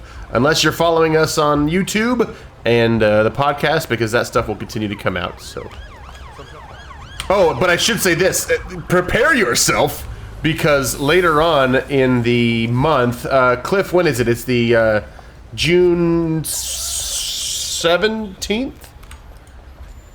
When's our? I'm not sure which thing you're talking about. 21st. 21st. Dreamathon is the Yes. 21st. Like the 21st and 22nd. 21st, 22nd, and 23rd is our Shadowcasters Network Streamathon, and on the A little 20, bit of the 23rd.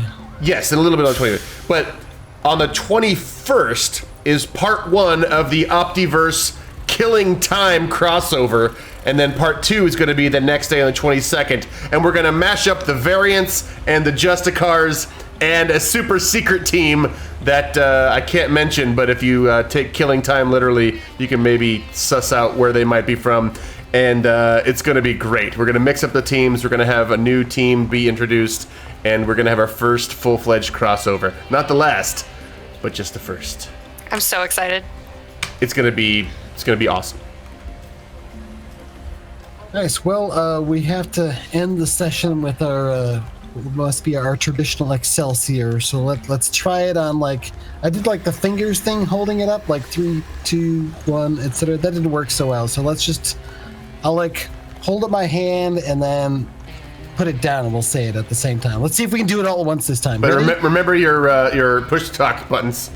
Yeah, push the talk buttons, hold up my hand, then I put it down, we all say it at the same time. And you all in the chat too, say it verbally with us. Just, this is like in honor of like a fun game, playing some superhero action, and of course honoring Stanley, Uncle Stan, who's one of my heroes. Yep. So here we go. We'll end the episode with Excelsior. Excelsior. That was better. Way That was better. Good Yeah. job.